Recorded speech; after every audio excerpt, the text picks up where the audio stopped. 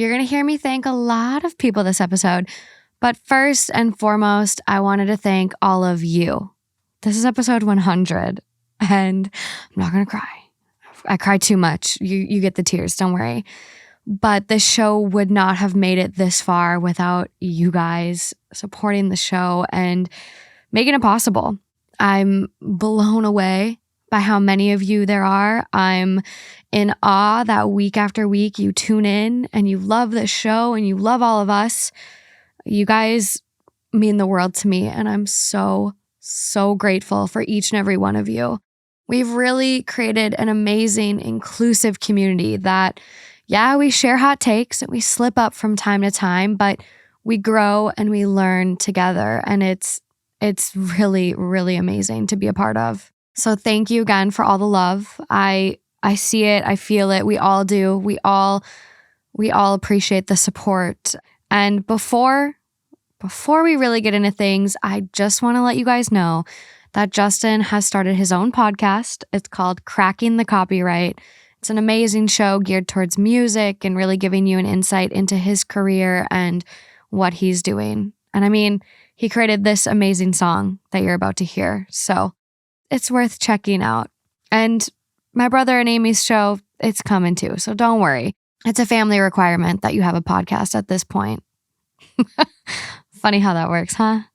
But thank you guys. I couldn't do this without you. Let's dive in.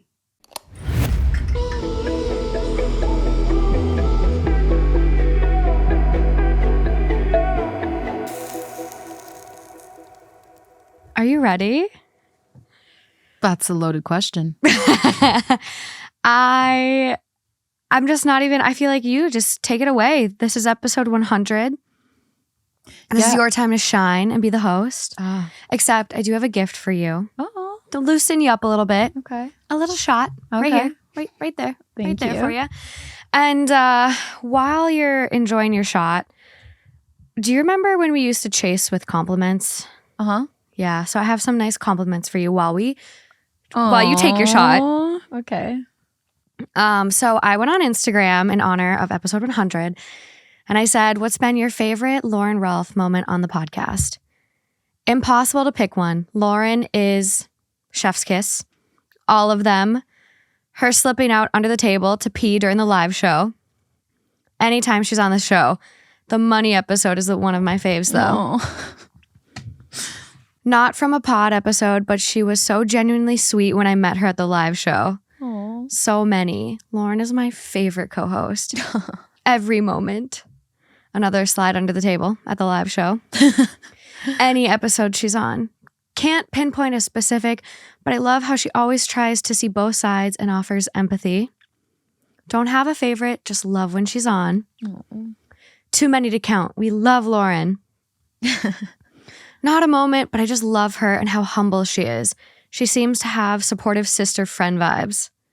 Her reactions to spooky stories are hilarious, but also I just love her empathetic approach.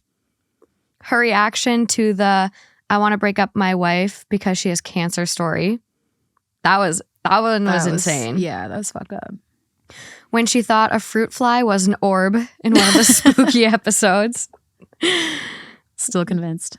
When she repeats words slowly and then cracks up. Do I do that? I guess. Everything. We love Lauren.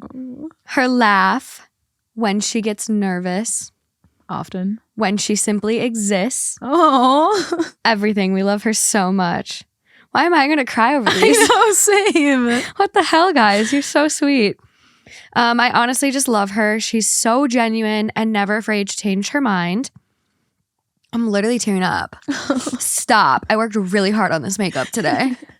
I even did like a little cute orange eyeshadow under. It's really cute. Thank you. Her reaction to the story about the mom who told her sons she'd wish she'd never given birth to them. BRB while I go rewatch all of her episodes. Oh. All of them. Lauren is my fave. Everything. She's my favorite co-host. I don't know if I have one. Her laugh is great and she gives such amazing vibes. Every time she laughs, it's contagious. These are all I'm scrolling, Lauren. You had so so many people That's respond. amazing. So thank you guys for Thank you guys so much. participating. The last one, it's one of the first ones that came in actually. Her reaction to every poop story. That's like one thing that doesn't make, I don't know why, but for some reason when we talk about poop stories, like Love poop stories. they don't freak me out for some reason. It's the visuals that do. Oh, well, I'll try to find the next poop story for you that's like the most descriptive, visually engaging story I can find. Thank you. Okay, the rest is you. This is episode 100 where I don't know the stories, didn't find the stories, haven't read the stories. It's all provided by my amazing co-hosts. Well, first of all, thank you guys so much. I don't even have words. It's just completely heartwarming. And you guys made me blush. And you made us almost cry. Oh no, I was full on crying. Full on. But yeah, I don't public read. If you guys know that, I've made a few comments. So I might stumble or stutter. This goes way back, back in 4th grade. But here we go, Morgan. Are you ready? Yeah, I'm nervous. It's weird being on this side of the couch. I know, same. I don't like this side, so I'm like, I don't want to look at you. It's so crazy. I always thought that I was the only person that had like sides that I would prefer. And then you realize that no, prefer? No, Lauren. Fair enough. Lauren does not show the right side of her face ever. It's not a preference. Okay, one time when I was a kid, like I think I was like 12 or 13 years old, my aunt saw a picture of me from my right side and she goes, that doesn't look like you. And like a voice like that. And Did it scar you forever? 100%. You have like one of the most symmetrical faces I've ever seen. I don't agree, but thank you. But I'm still, it blows my mind every time I hear this. Okay. So my female 25 husband, male 28, said something disgusting to me. Of course he did. Yeah, you sure you haven't heard this one? Nope. I can't stop thinking of it. I've been in the bath for a long time because I've been dreading going to bed with him. A few hours ago, I was lying in bed feeding our baby. My husband was begging me to come do something with him. I tried to tell him to wait a few moments, and he kept glaring at me and telling me to hurry up. I just gave birth a couple months ago, and my husband has been so jealous of his own son. I could see he was starting to lose his patience, and I told him, honey, I have to take care of him before. You know that. And what he said back was really stunning. He looked me right in the eyes and said, if you love him so much, why don't you suck his dick instead of mine? I couldn't say anything. Fucking gross. I didn't even know what to say. And then he stormed out of our bedroom. I don't even know what to make of this. What should I do? It just bothers me so deeply. It's going to be hard for me to forgive. I really don't have any other complaints about my husband. Most days things are great with him, but that just made me sick to my stomach. Am I being sensitive? Maybe I'm just emotional, but I feel like crying. That's it? Yeah. What the fuck? Are there any updates? I hate hearing stories like this, and there's been a couple that have come up recently where there was one on Amy's episode where there was this dad, and like every time he would go and put the baby to bed, he would whisper things to the baby and be like, I fucking hate you. I hope you die. Like just crazy shit. Oh my God. He'd just whisper this crazy shit to the baby. I don't remember. Like that's not a direct quote, you guys, but it was bad shit. And I feel like this is kind of on that level where if he is so insecure, and not just insecure at this point, like he actually resents his child. Like making a comment like that makes me feel like he doesn't like his child at all. Like he sees his child as a direct threat to his wife. Right. This feels so territorial. And it's like, this is your baby. This is your baby. This is half of you. And you're threatened by your baby. Do you think it would have been different if their baby was female? Maybe. Like, do you think it was some weird? I don't know. I just think like maybe the little boy thing has something to do with it. But that's like honestly a very surprising reaction because of how many gender reveal videos that you see that are guys getting upset over girls. Right. And even not even guys, like moms get upset over girls. I saw a gender reveal video today of a mom crying because she found out she was having a little girl. Oh my God, I want a girl. And you don't usually see this with boys, like unless it's like she's got 4 boys and this is the 5th baby and she just wanted a little girl, then you might see it. But if you know you might be disappointed, don't have public gender reveals.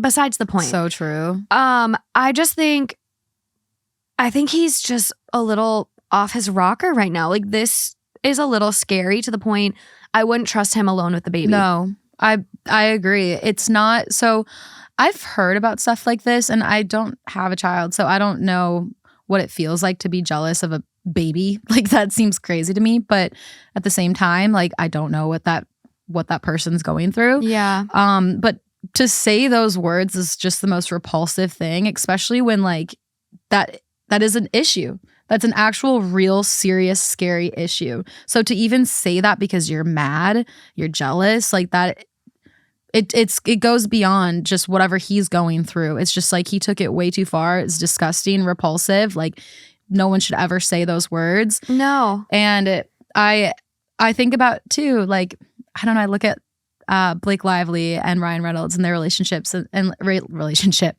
ships, multiple. Poly. You never know what goes on. Yeah, but they'll always troll each other. I'm sure, everyone listening knows that or has seen something like that. And one of the things that he said was like how much he loves his wife more than anything in the world. But the minute that he had children, he would take her as a human body shield and protect those children. And she's like, laughing about it. And they go back and forth. So, dude, that would crush me. What? I'm too sensitive for that shit. If Justin said that? Yeah. I know. I'm way too sensitive. You can't troll me. You just got to give me love.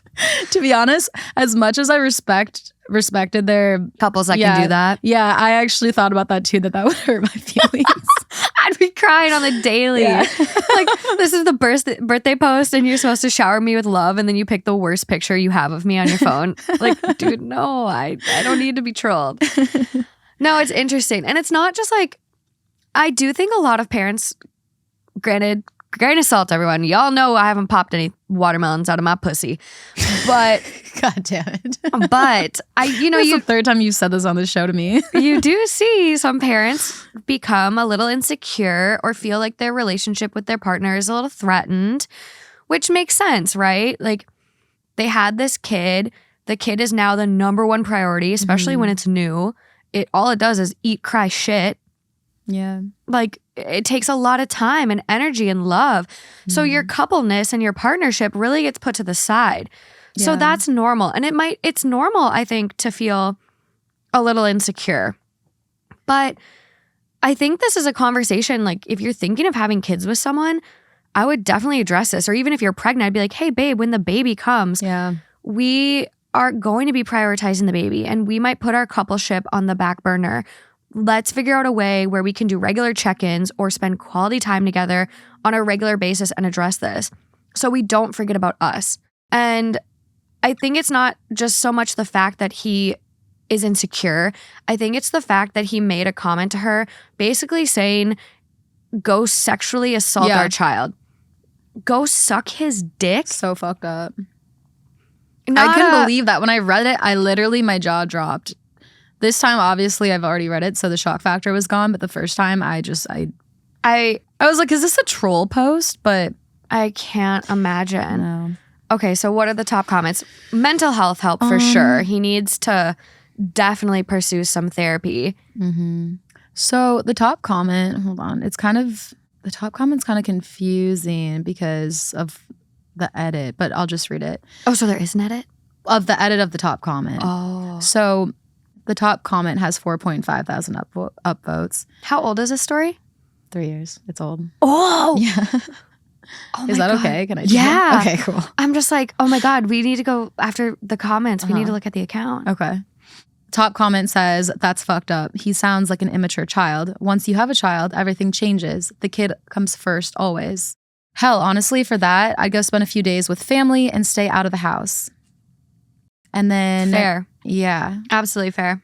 OP responded back to that comment and said, a part of me really wants to leave tonight and stay in a hotel. Absolutely. I don't want to see him, touch him, talk to him, anything right now. Someone responded, please consider it, especially if this is out of character. You don't know what else he could say or potentially do to you or your child if he is that jealous. 100%. He has to know that this is not okay. And then the next top comment. Oh, trust me, they know. They just don't care. They want what they want regardless of anyone else's feelings. They think that they are never the problem. Sounds like this person thinks that the OP's husband is a narcissist.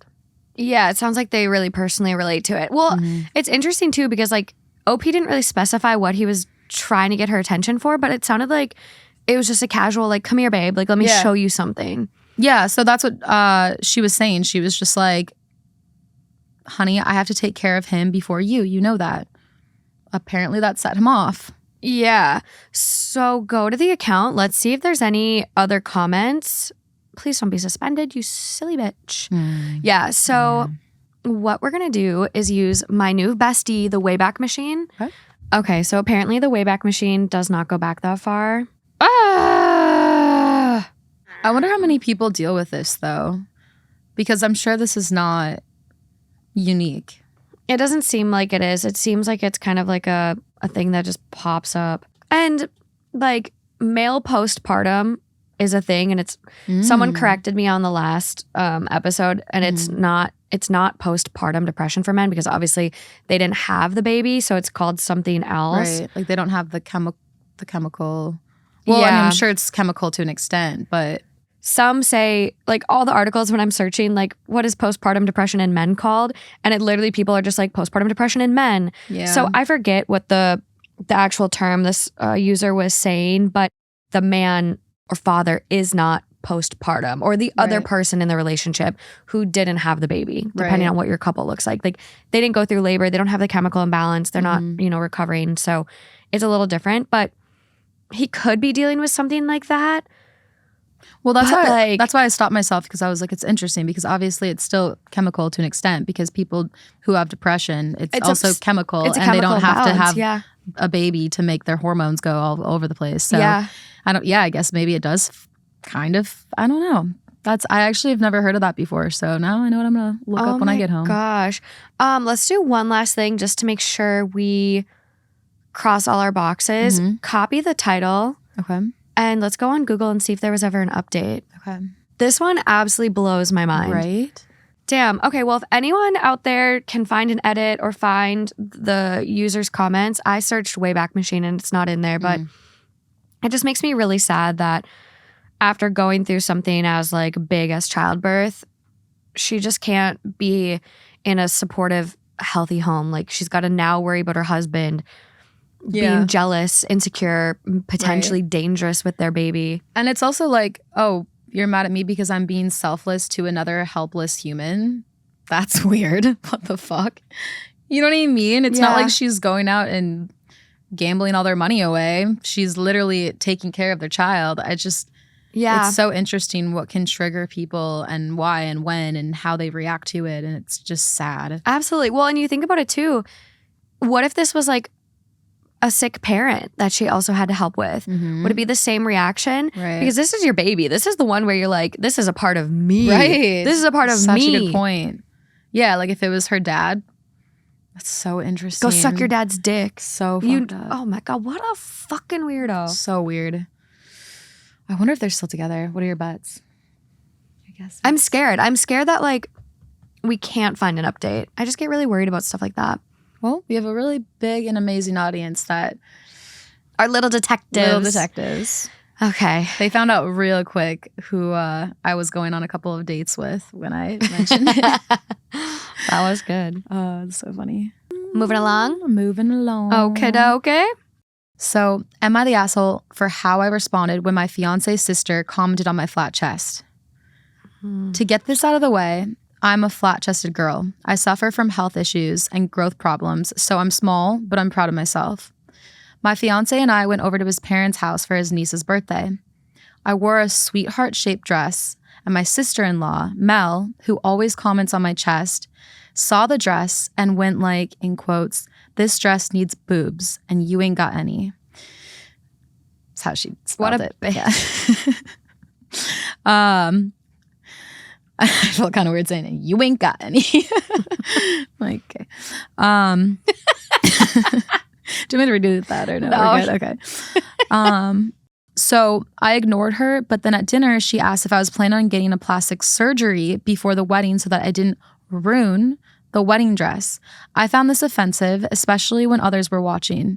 I said nothing, but when we were sitting in the living room later, Mel suddenly started wiping her nose and trying to clear it. It's stuffed due to a cold, apparently. She has a large nose, so I smiled and said, "Do you need help with that? I could get the plunger for you." She was stunned, and the room got awkward after her husband was laughing. She was fuming and told my fiancé that I stepped out of line and ruined her daughter's birthday with my words that humiliated her. My fiancé said I shouldn't have caused a scene after his parents told us to leave. I explained how her comments made me feel, but he said that she said it out of concern, but my comment was out of hate. Now she's expecting an apology. Did I go too far here? Throw this whole family away. Throw them away. One, bullshit. Oh, you embarrassed me in front of my daughter. You're setting a bad example for my daughter, or whatever she said. Mm-hmm. How are you not setting a bad example for your daughter? Criticizing another woman's body, belittling her, degrading her, suggesting she should get an expensive, invasive plastic surgery to make her better, to make her more acceptable. You're creating body issues with your daughter, bitch. Right. Fuck you. The fiance, throw him away. Throw him away. If you have a man that's not going to stick up for you, where do you think the sister heard it from first? I bet she got ideas from her brother, this fiance, being like, yeah, you know, I wish her boobs were bigger. Oh my God. And that's why he's they were in cahoots. Well, and that's why he's defending her, saying this was out of care. It was just out of care. Yeah. Yours was out of hate. No, that's called karma. She deserved that clapback. Sorry, out of care doesn't usually sound like this dress needs boobs and you ain't got any. Also, okay. I'm sorry. I would much rather, as someone that has large boobs, I would much rather, and I know the grass is always greener. It's one of those things. I get it. But I would much rather have small boobs or being flat-chested, truly. Like, clothes fit you better. What do you mean? That dress needs boobs. Ugh. I know. I hate people commenting on other people's bodies. I know. And that's what's so interesting to me, that the reaction was so as if she was shocked, because honestly, like, it was more discreet. I mean, yeah, like, I guess the plunger, the reference was there, but like, I mean, maybe maybe it was just the plunger, but also I could see something like, even if she would have said like, "Oh, you have a cold," like maybe it's your deviated septum. Maybe you need a nose job. Right. Yeah. Maybe we could go see the same plastic surgeon and get a 2-for-1 deal. I'll get my tits, you get your nose. Oh, that's hilarious. Well, and that's what I think is so crazy, because it's like, people, I mean, do whatever you want to do. Like, if you want to get your boobs done, your nose done, like, whatever. I'm so supportive of that, but it should never be because other people are telling you to do so. I remember that there was this girl who people, she got posted because she's so beautiful. She got posted on something where like a ton of people were responding. I think it was something like Barstool, and like obviously she got posted because they were trying to, you know, be like how beautiful she was. But then for whatever reason, people, like they do, like came in and started pointing out the things that they didn't like about her and tearing her down. And one of the things was like, something about her forehead. She ended up getting forehead surgery years later. And I don't know if it had anything to do with it, but like, how could it not? Did. You know what I mean? And like, that's what makes me sick, because it's like, if that's something that like, you know, you want to do on your own, do whatever you fucking want to do. But like, it should never be coming from anybody else. That's fucked up. There's no right or wrong with appearances. It is all make believe. Humans have just made it up. Yeah. And so I can't stand when I hear stuff like this where people are trying to push their own beliefs on somebody else. Like, there's nothing wrong with any of that shit. You know what I mean? Like, ugh. Something that's interesting that you just said too, the fact that it's literally make-believe. Yeah. Like, there are these make-believe standards that certain people made up, and they're always changing. Like the Brazilian butt lifts that are so dangerous are now out. All of these celebrities that got them are reversing them, and they're getting the fat sucked back out of their asses. So it's like, Yeah. you can't keep up with these trends. No. They're unattainable. They're unhealthy. They're dangerous.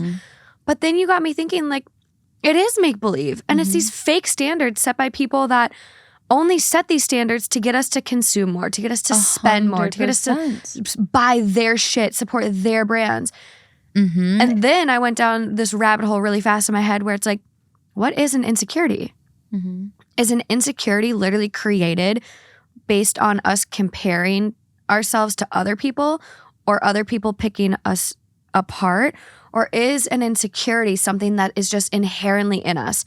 Because like for me, if I had, I don't know, a little extra eyebrow on the side, would I consider that weird if no one ever said anything to me? Or would I just be like, oh, well, that's just my face. And so it's just my face. I don't think that we would think anything of it. Exactly. I know So everyone weird. has different ideas of evolution and whatnot, but I genuinely think that it's just, okay. If it never got pointed out to me, I would never think anything of it. Right. And have you ever seen the Ashton Kutcher video where he's on Nickelodeon?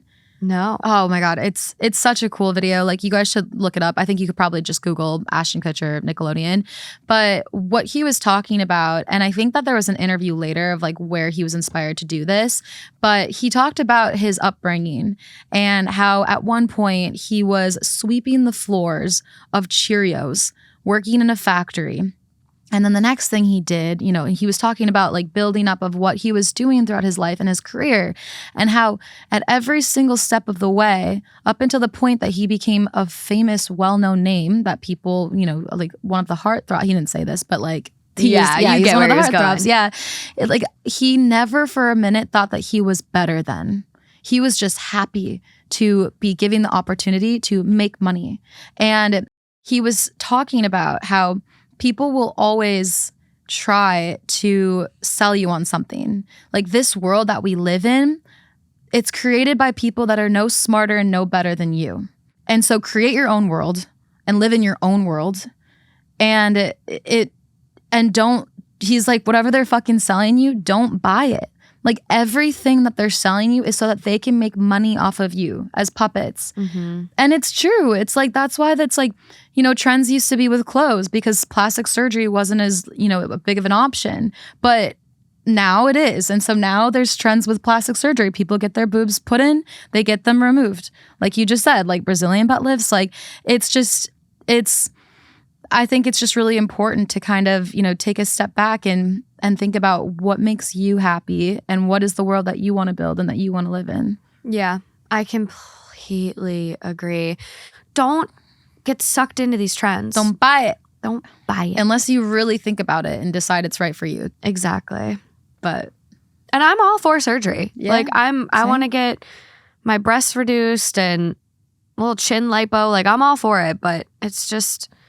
Yeah, and that's another point too, is that it's tough. There should never be people telling you the opposite either, because it's like growing up in the Midwest, I grew up thinking like getting plastic surgery was so bad. So bad. Yeah, and so fake and so whatever, It's all this plastic. stuff. Yeah, and it's like, that's just, you should never feel bad if there's something that you genuinely feel insecure about, like as long as it's really coming from you, not people coming around you like bullying you. But like, if there's something that you genuinely want to do for yourself, on the flip side of things, you shouldn't let people bully you into thinking that it's wrong to do it. Yeah. Do whatever the fuck makes you happy. Like, live your life. That's the moral of the story for this whole show. Yeah. Everyone, just be happy. We love you. Live your life. Be in a safe, healthy environment, relationship, everything. Yeah. Just... Okay, I hate this one. That story was... All of your stories are really... Is this how you feel? Sometimes, yeah. Just like aggravated. You just want to like... Yeah. It's really funny to be on the other side and like hear your reactions, Oh my because gosh. I've never had this before. Usually you're always so calm and collected. I know. Everyone's going to love it. We're going to have to make this a regular thing. Well, and one of the things too is like, I'm also way more calm than normal because Trying not to puke. I've been having just a day, and we're recording another episode after this. So I'm trying to just give my energy and I'm all, but like, You're doing a great job. I'm at like 15 right now instead of 100. You're doing great, sweetie. The percentage is not very good. Well, that's episode 100 for Lauren. For me. You picked really good stories. Yay. Yeah, I had some of our THT fam help out. Oh, little cuties. I know. I was like looking through them and I was thinking, why not work smarter instead of harder? And I know that I have so many amazing people that you guys reach out to me and I just absolutely adore you guys. And so I was like, duh, there's got to be some friends out here that have came across a few good stories. So thank you so much for making this episode amazing. I love that. Unless you don't think it's amazing, but hopefully you do. If you don't, screw you. Well, to each their own. I just want to say thank you. Oh, I'm gonna cry. Don't cry. 100 episodes. I never. Yeah, okay. I thought the show would do something, but to get to 100 is an amazing feat, and it wouldn't have happened without you. So I just want to say thank you, and I love you. I love you. Don't do this to us. I know. Okay. I love you. Goodbye. Next host coming in. Okay. I love you. I love you. I love you. And thank you so much for everything. No, all the blood, thanks, sweat, and tears. all the thanks is to you. I just edit, You do a lot more than that. No, okay. Love you. I love you. Bye. Hello, everybody. Welcome back to another episode of Two Hot Takes. I'm your host, Justin. And I'm Morgan. And today, I found some stories. So we're going to see how this goes. At least I have the experience of reading a lot on Father Knows. So at least I have that going for me. Because it was always very nerve-wracking when you'd have to do like the popcorn reading in for textbooks in school. Yeah. And I've always been scarred by that. But I think just Same. being on the shows has helped me a lot. Just with like that's reading great. and, not messing it up. Yeah. Because the worst thing was when everyone in front of you read and did it well, and then you kind of mess it up and you just, It was so embarrassing. Right, but the dumbest shit to be embarrassed about too, when you look back. It's like, who cares? Yeah. Well, before you get reading though, Oh. I just want to say thank you. I'm not gonna cry. Did you cry on the others? Both of them. Oh. Both of them. We don't need that. No. No. But this podcast wouldn't be here without you. You bought me all my equipment. And you really... I was a depressed, sad little person. You said you weren't going to cry. I know, I lied.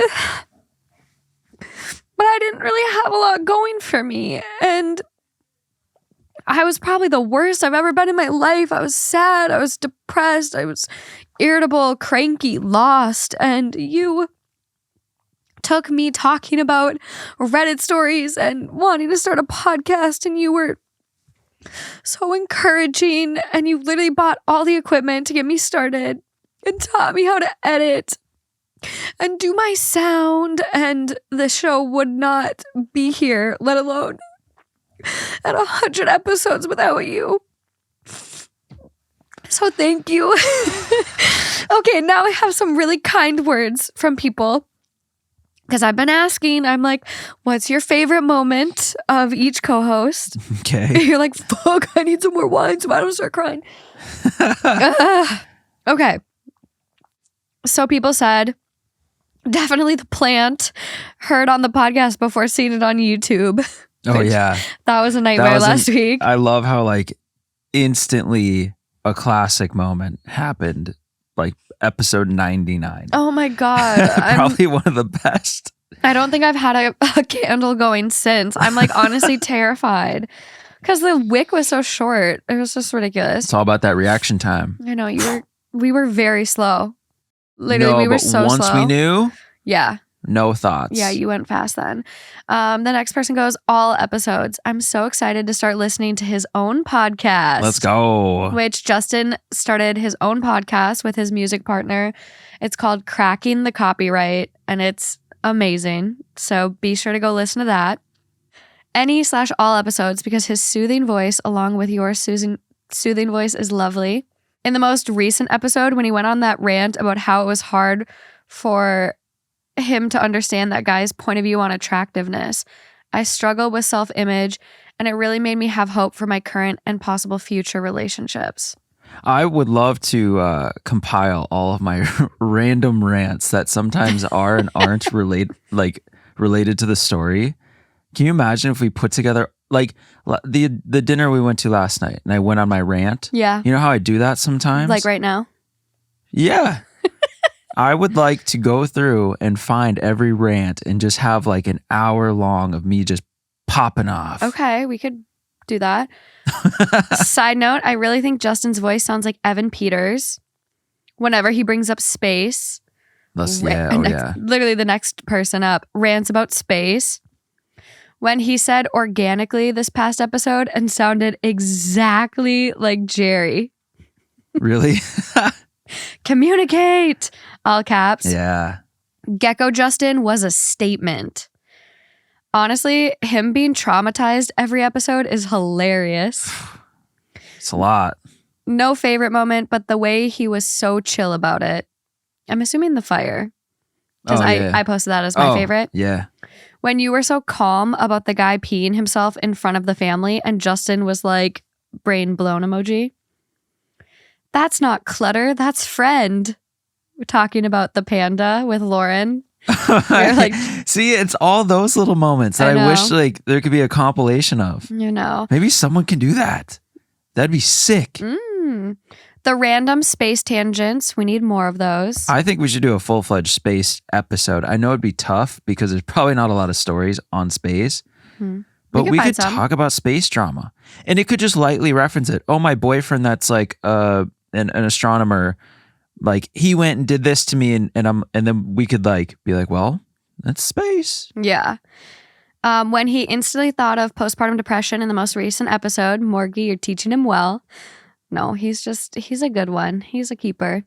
Every moment. You guys are the best. You have a gem. He's so emotionally intelligent. I'm going to wrap it through the next three. Okay. Any space rant, next person. Anytime he goes on a tangent about space, next person. When he went on his tangent about space, next person. Down the rabbit hole episode where the girl kept saying the moon landing was fake. No, dude. I can't deal with that. Communicate. Not a moment, but much respect for Mr. Communication. We love it. Let's go. When he said he was picking his butt in that one episode. Most memorable for me was his take on the person that used their partner's sock to wipe. See, I want to go relive all these moments. Whenever he talks about being blasted into outer space when he dies, gets me every time. When he said he wasn't a pick-me in THT, he's so sweet to you. It's helping heal trauma that made me fear white men. Same, honestly. Okay. I get that a lot though. And this is just the Instagram stuff, but from what I see on YouTube too, everyone is like, Justin gives me hope. Like just so cute, like seeing you guys. So, well, thank you everybody. A lot of kind words. And it's still up, so I'll have more to share with you tomorrow. Okay. Now it's your turn. And I should be done crying for this segment now. Getting kind of nervous. I'm scared myself. In the captain's chair. How does it feel over there? Feels great. Okay, cool. Feels like where I was always meant to be. Yeah. Don't get too used to it. Okay. Well, this is for my poop people. Because I've listened to the people, I've heard the requests, and they have not been answered for a while. We haven't had any poop stories. This is perfect. So... Perfect. One of my favorite episodes that I was on was Basic Hygiene. Yeah. In which we did talk about poop, and on the thumbnail is a poop emoji. Yes. So I feel very connected to this. Okay. Yeah, you're connected to poop. Yeah, okay. Yeah. Am I the asshole for being disgusting in front of my fiance's family to prove a point? Oh, God. Disclaimer, discussions of poop. You heard it, guys. Skip now. Or don't. So I'm a semi-vegan. I have lactose intolerance, gluten sensitivity, not to be confused with celiac, and IBS. I get teased a lot for my dietary choices, mostly because people think I'm a preachy PETA ass, but in reality, I'm fighting a constant battle to not shit my pants. Oh. I also get people thinking I have an eating disorder because I'm relatively petite and can't eat 99% of food, and spend a lot of time in the bathroom. I do eat occasional fish or baked chicken, but 99% of my diet is plant-based. Red meat is a no-go, no dairy, and I don't eat grains, which sucks because I love bread so effing much. Mm-hmm. Over the weekend, my fiance and I went to his parents' house. They wanted to give us an engagement dinner. We've been engaged for 3 months now, but we live a ways away. At the dinner was my mom, stepdad, younger brother, and grandma. They know of my food aversions. They know I just eat rabbit food. I've been with my fiance for 4 years now, but at the dinner, they served very well-seasoned chicken and sausage jambalaya with cornbread and smothered potatoes. I've lived my entire life in the southern U.S., surrounded by delicious food I cannot digest. I was really hurt. It felt like I was ignored. My fiance asked if there was anything I could eat, since it was all almost completely against my dietary restrictions. Their response was I should just live a little and I needed some meat on my bones anyway. Ugh. After all, we were celebrating and I should enjoy myself. Well, I excused myself and my fiance asked if I wanted to leave. I said no, I'm used to it. I didn't want to come off as stuck up. So I ate the food. Not a lot, but enough to be polite. Oh, no. And listen, it was fucking good. I'll admit it. Of course it was. Smothered potatoes. This sounds like a dream, but It's like when I have real dairy out Yeah. of nowhere. It's like, oh, what? I know. But when you can't have that stuff, I know where this is going, and it's not going to be good. But less than an hour later, Yep. I felt the rumbles. Oh, no. You know the ones Yeah. where a deluge is imminent. Oh. We were all chatting in the living room. The night was winding down, but I knew I wouldn't make it all the way back home. I excused myself to the restroom, and at the last second, I decided rather than go to the guest bathroom on the other side of the house, I'd go to the half bath next to the living room. Let him have it. Let it rip, girl. So, ... I went. In all my loud, stinky glory, I went. It lasted maybe 5 minutes, but the damage was immeasurable. The bathroom stunk, and when I came out, it was obvious everyone had heard. It was awkward. I said, sorry, sensitive stomach, you know? We left shortly after. My fiance was embarrassed, and we fought on the car ride home. What? He said I did it on purpose, and it was disgusting, and I shouldn't have been so petty. We could have just left. Why would I act so immature, etc.? I wasn't sorry. I said his family knew about my problems but ignored me. I couldn't help it. Was I being an ass? Mm-mm. Absolutely not. When you have someone that you've been with for 4 years, by this point, the family knows. And it's like they're brushing her off as just being high maintenance and picky. They're not respecting her. They're not even considering that these food intolerances and dietary restrictions are real. They're thinking she's just dramatic. And especially with the comment like, oh, you need to put a little meat on your bones. It's like, no. Like, would you tell someone with a severe peanut allergy, get over it, eat some peanuts? No, it would kill them. Right. And it might not kill her, but it certainly doesn't sit well and makes her really fucking sick. So no, this is the taste of medicine they needed. Maybe next family dinner, they'll actually consider her and not be so disrespectful. Hopefully. And provide a meal that she can eat. And I'm sorry, there is no excuse to not accommodate a vegetarian or a vegan. It is so easy to make a really, really good chopped salad. Throw some avocado in there, some really good balsamic vinaigrette, a bunch of like chickpeas. I mean, you can make a bomb salad that is so hearty and good. Brussels sprouts. I mean, you go to town and it's easy. Yeah. You can literally buy packs at Trader Joe's. So for them not to accommodate her is a purposeful slap in the face. Well, especially she's not just the new girlfriend that's coming around. Fiance, 4 years. She been there. And I think it's really shitty on him too, where I do appreciate the fact that at the beginning, he did say, do you just want to go? That is great. Right. In support. Like he recognized that at the beginning, they didn't have any food. So he knew there was a problem. He recognized that, which kudos. But again, okay, the bar is in hell if that's what I'm giving him credit for. But it is appreciative versus some other stories we would hear which would for sure be like, I don't know what you're talking about, babe, just eat it.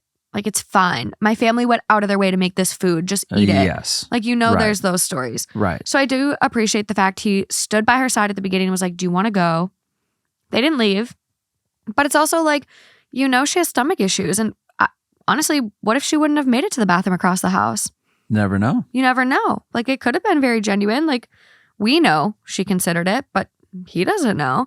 True. So it's like, stand by her side. Like, you are sitting out in the living room with your family. She's blowing her brains out in the bathroom. You can just say, see, you guys, this is what happens when she eats potatoes with dairy and that chicken. It just didn't sit well with her. This is why we really, really need to respect her dietary restrictions.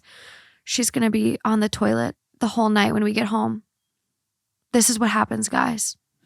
Well, and what's interesting is I think we have a generation now that we grew up in that is very cognizant and aware of dietary restrictions. Yes. Which was, for some reason, like taboo when you go up to like, you know, everyone above us just seems like, I don't know anyone older that was necessarily like a vegan or, you know, obviously people have always had it's been problems, around. but I feel like it's been so masked or not talked about until kind of recently, because now and especially in LA, you're seeing like vegan only restaurants pop up. So many. Everywhere you go now has a vegan section or, you know, a pescatarian or whatever it may be. It's very, it's a accommodations lot easier to find those accommodations. Now, yeah. even back home, you're starting to see it. Like, you know, it's happening everywhere. In Minnesota, yeah. For some reason, it was like it seems like it was kind of this taboo thing. And I'm pulling a little bit of it from this comment. Yeah. But it just seems like why.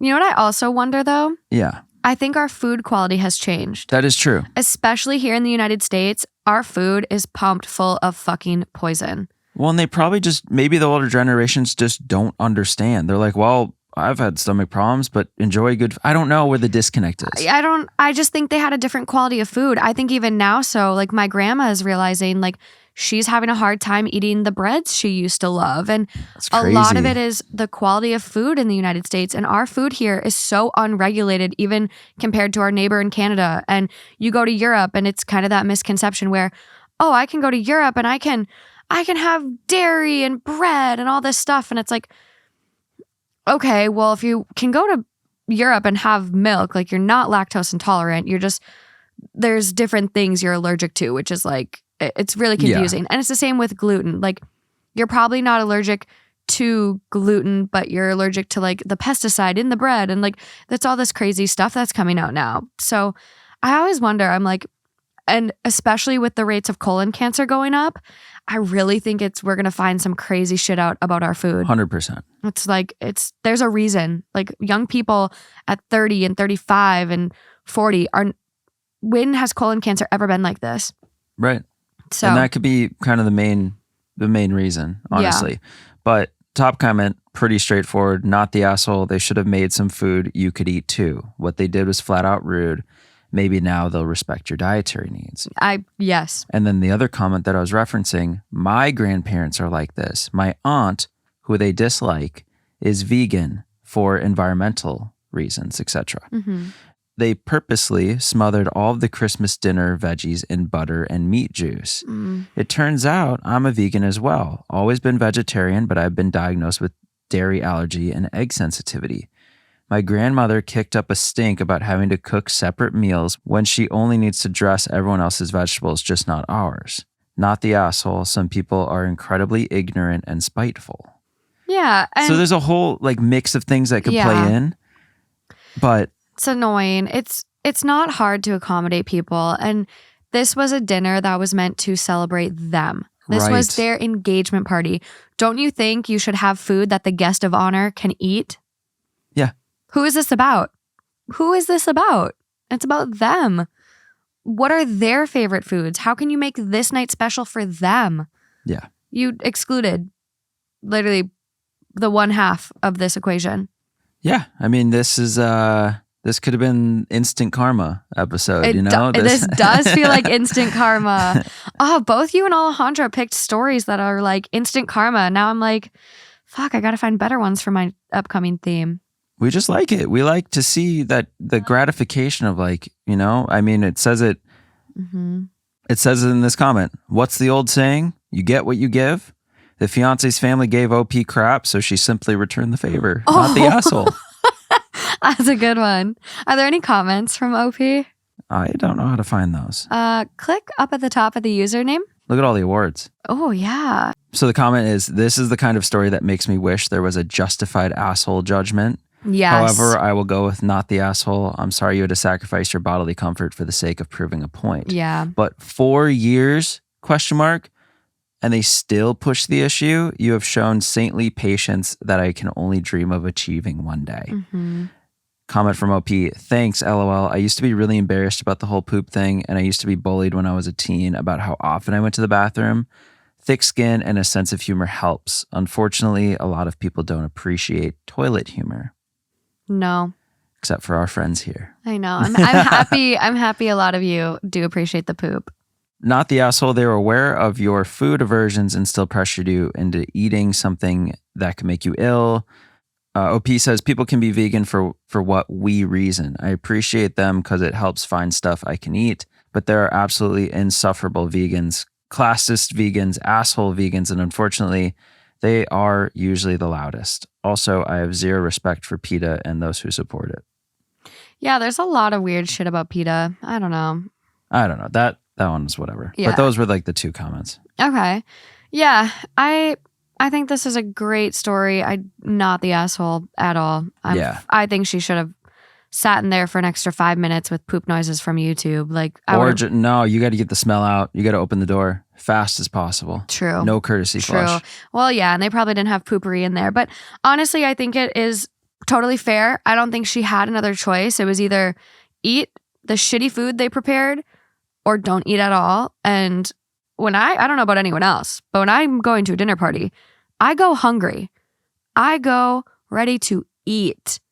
So starving probably wasn't an option. Yeah. So, yeah. No, I like this one. I haven't heard this one. How old is it? 2 years. Wow. This was like right when we started the podcast, basically. Yeah. Podcast has its 2-year anniversary on February 10th. There we go. Crazy. Absolutely crazy.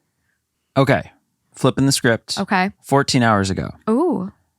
39 female, 39 male.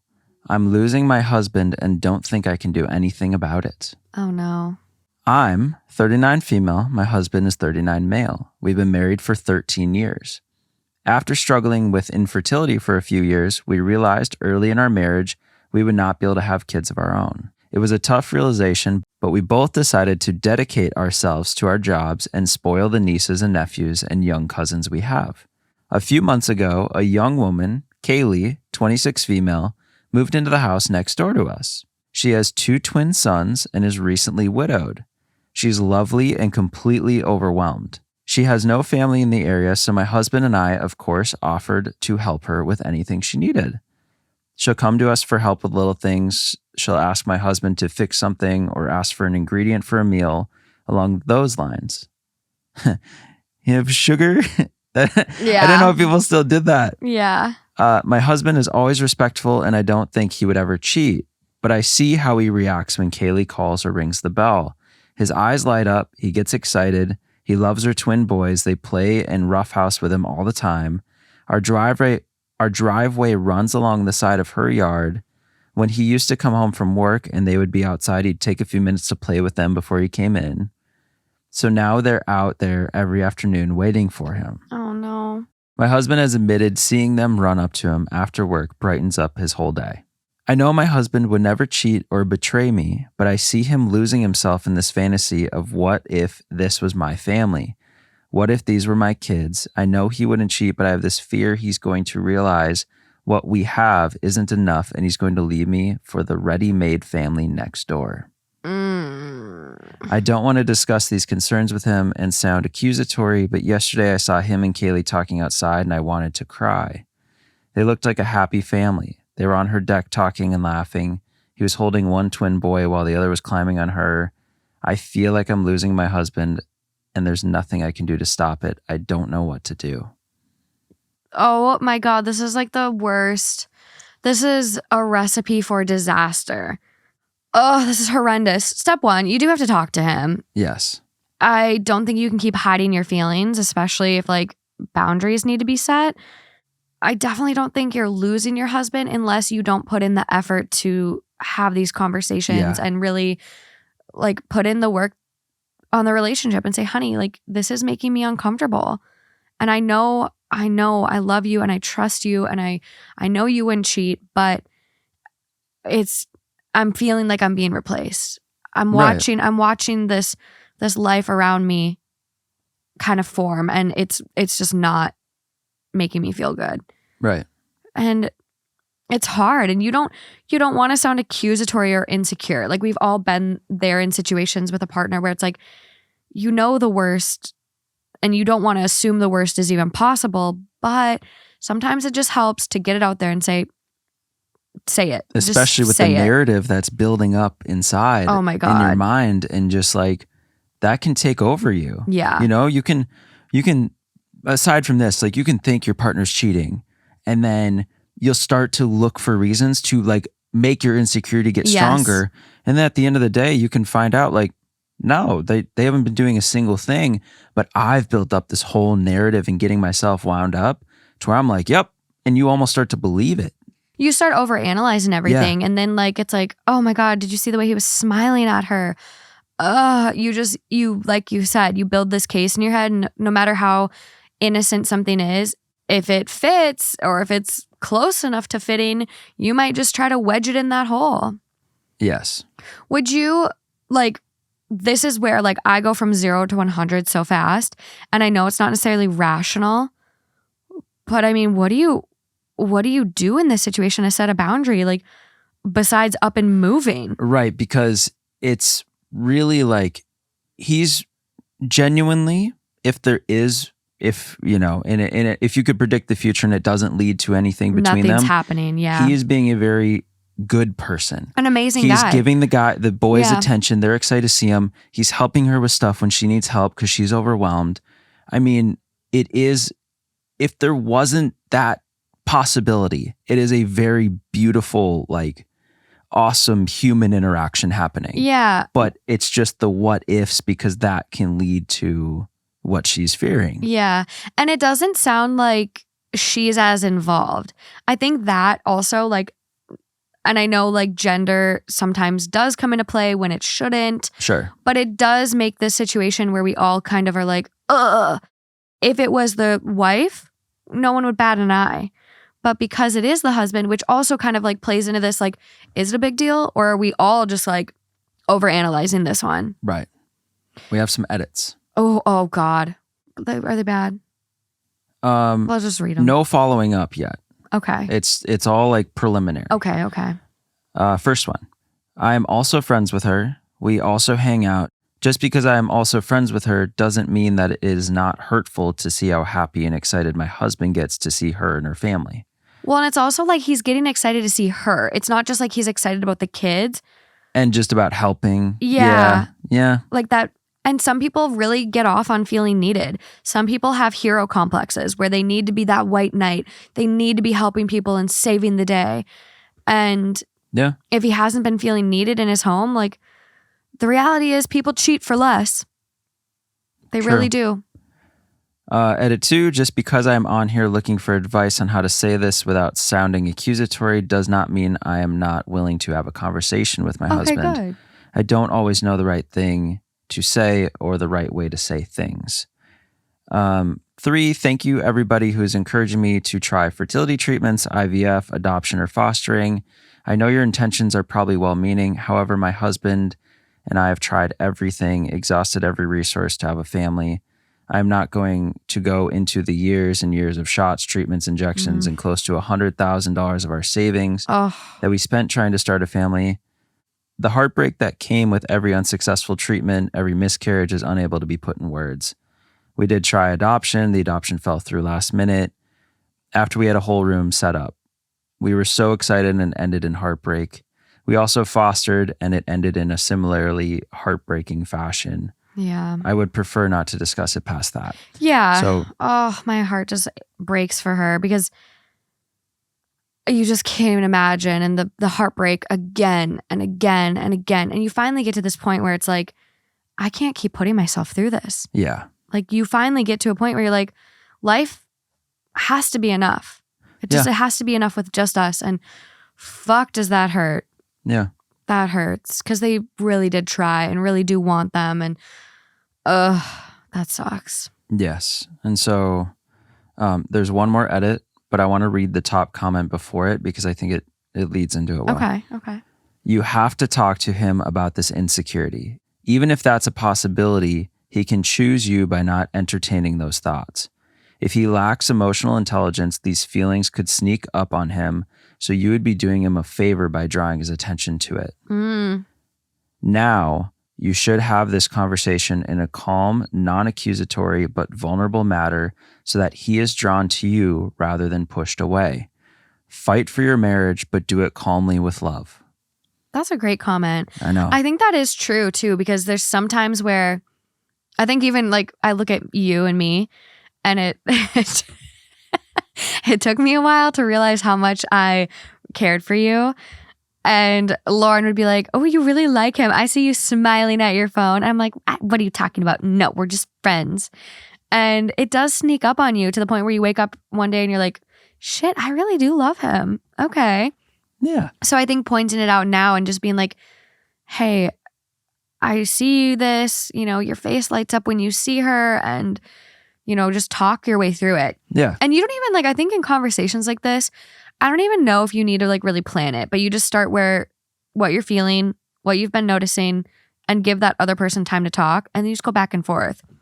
But at least you're getting it out there. And I think that could help prevent him from really spiraling. And then one day waking up and being like, oh my God. Yeah. Right. Yeah. So that leading into this final edit, I've received so many helpful comments that have really given me a lot of perspective on what to say to my husband.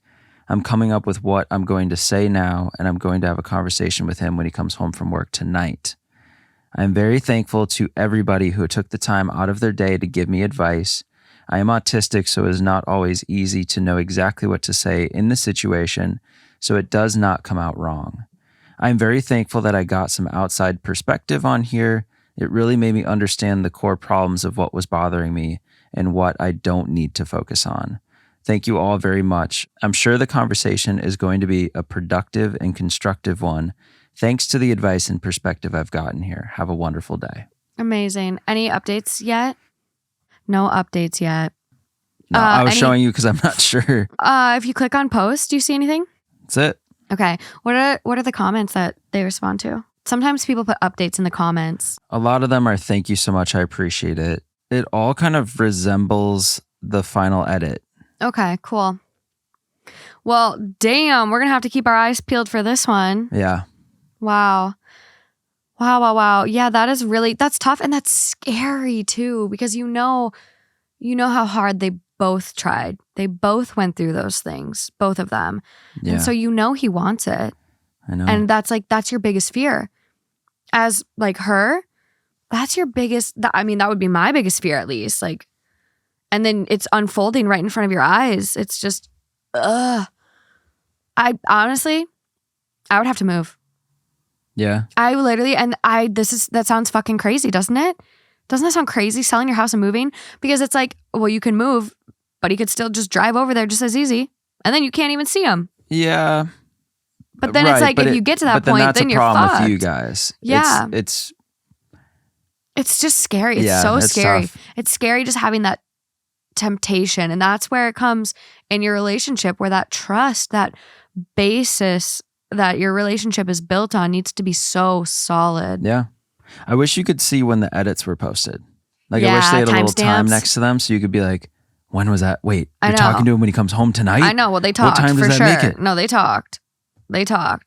We're going to check tomorrow. Okay. And then if there's an edit tomorrow, we're popping on. Okay. I'm down. Okay, cool. I'm down. You picked amazing stories. You did really, really good. Okay, good. I like this. I think after this theme, I think I'm going to give each of you your own episode to roll with. I think it's going to be good. You guys have all proven I might capable. lose my privileges after that. What, after you come out a full episode? Yeah. No, you'd crush it. I think you all would do really, really well. I might be out of a job, if anything. Nah. I might be fucked. No. Well, thank you. Thank you for everything. I'm not going back down the cry route. No, we don't need to do that. No. Yeah. Okay. Well, that was my segment. So thank you for tuning in to, I want to say the whole show, but thank you for tuning into my segment. And I hope you enjoy the other segments. And this has been a good one. And until next time. Until next time. Bye, guys. Bye. We switched spots and I'm like, how do I podcast? What are we doing? What's this podcast called? It's your show. Take it away. Where am I? Hi, everyone. Welcome to Two Hot Takes. Today, I'm your host, Alejandra. And I'm Morgan. It's so weird. That's weird, right? No, I like it though. It's kind of like, I feel less stressed over here. I'm more stressed over here. Oh, I'm literally already crying. Okay. Oh, happy, sad? Yeah, a little bit of both. So we start off each segment. I'm literally already crying. Yeah, I'm just like, whoa. I just feel so thankful. Aw. And like this show wouldn't exist without you as well. And You're making me cry. I know, it's just like it's changed my life and many others. And so it's just amazing. And I just owe you all the world. And so I'm so appreciative. And so I have some nice words to share from the listeners. Oh my gosh. I hope they're nice. It's that time of the month. So dude, there's so many. I'm scrolling. Okay. Of course, you have one starts off and they go, I got to be honest. I get Lauren and Alejandra's voice confused. Yeah. Yep. Yeah, of course. When she corrected you regarding the Powerpuff Girls. Yep. LOL. Said it with her chest. So this is all of their favorite moments.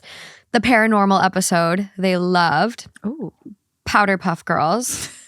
Literally too many to count. I just love her perspective. Oh. Everything. She's my favorite co-host. All of them. Like every episode with you is good. Sweeties. When Alejandra and Justin were so focused on building their gingerbread camper during the live show. That was such a good time. And then it died. Okay. When she couldn't stop laughing during the work episode, when you said good morning, I think we all know what it was. That's actually, to be really honest, one of my favorite moments. The most iconic for you? Yes, because I just like genuinely couldn't stop laughing. Like if you watch it, I'm like covering up the mic because I'm embarrassed at how hard I'm laughing. Oh my God, definitely the Powderpuff Girls. So confidently wrong. It keeps popping up. Definitely Powerpuff Girls moment. Oh no. They quoted you and they go, my mom always likes to tell me I'm biracial. That's like an early episode. It is. It's probably one of the first. I think it's one of the first ones you were on. When you were mixing drinks and she goes, oh my God, Morgan, it's a Tuesday. The violence you're choosing. Wait, these are so specific. They remember everything. Wow. Her not being able to calculate the age gap when her and her boyfriend at the time had the same age gap. It's because we're bad at math. That's so bad. Talking about kids, and you were reminding her of pics she had with kids at a wedding. And she goes, those kids are different, Morgan. They are. It was so cute. I'm literally like crying over here. This is ridiculous. All of her one-liners. Queen of comedy. Woo! Whoa. Queen of comedy. Ooh. Okay. How she doesn't feel motherly towards children because she didn't get to be a child. Heart. Oh. Fuck them kids. Fuck them kids. God, I love you guys. All of them. She's my favorite co-host again. Oh my God, when you guys are trying to match energy on the perfect. Oh, and we were like, we were completely off. So wrong. Love the way she speaks her mind, but can see all the angles. She always says things with such elegance. I love the way she articulates things. That's a personal fave. Latest is realizing second-hand anger / sadness and happiness is describing empathy. That's you too. You're coming down with me. I struggled. Her saying respectfully, fuck them kids, then crying of laughter. The pathological liars episode. LOL, me finding out her last name was Nagel and not Angel. So, okay, let me take an opportunity because now there's one created.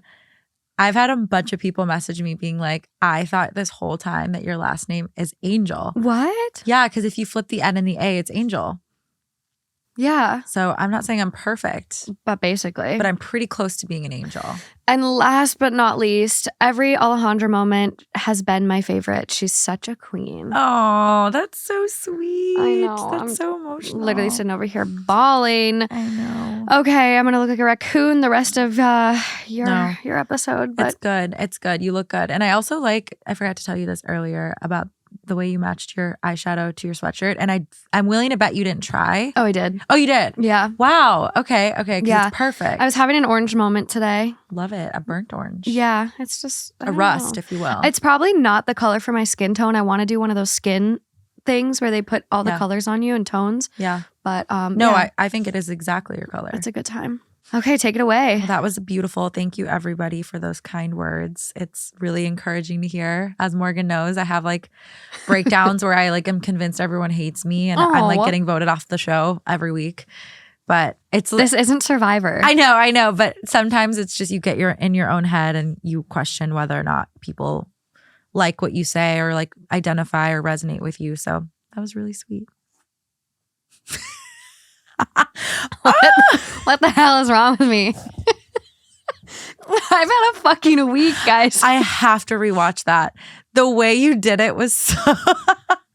This is why I use straws. Do you want to go grab one? No, fuck it. Let's Okay. go. I'm sorry, but that was so funny. You can't cut that. Sorry. You can't. This is I'll my episode. I'll do a zoom on it just for you. Thank you. All right, let's get into it. Am I the asshole for giving one daughter more inheritance? My husband and I have 2 daughters. Let's call them Emma, 32 female, and Sam, 29 female. My husband died of a stroke 2 years ago, and he left everything to me. I'm rewriting my will as well in case something happens to us. Originally, everything was split 50-50 between the girls, but now I'm splitting about 70-20 in favor of Emma. Emma has ADHD and isn't doing great in life.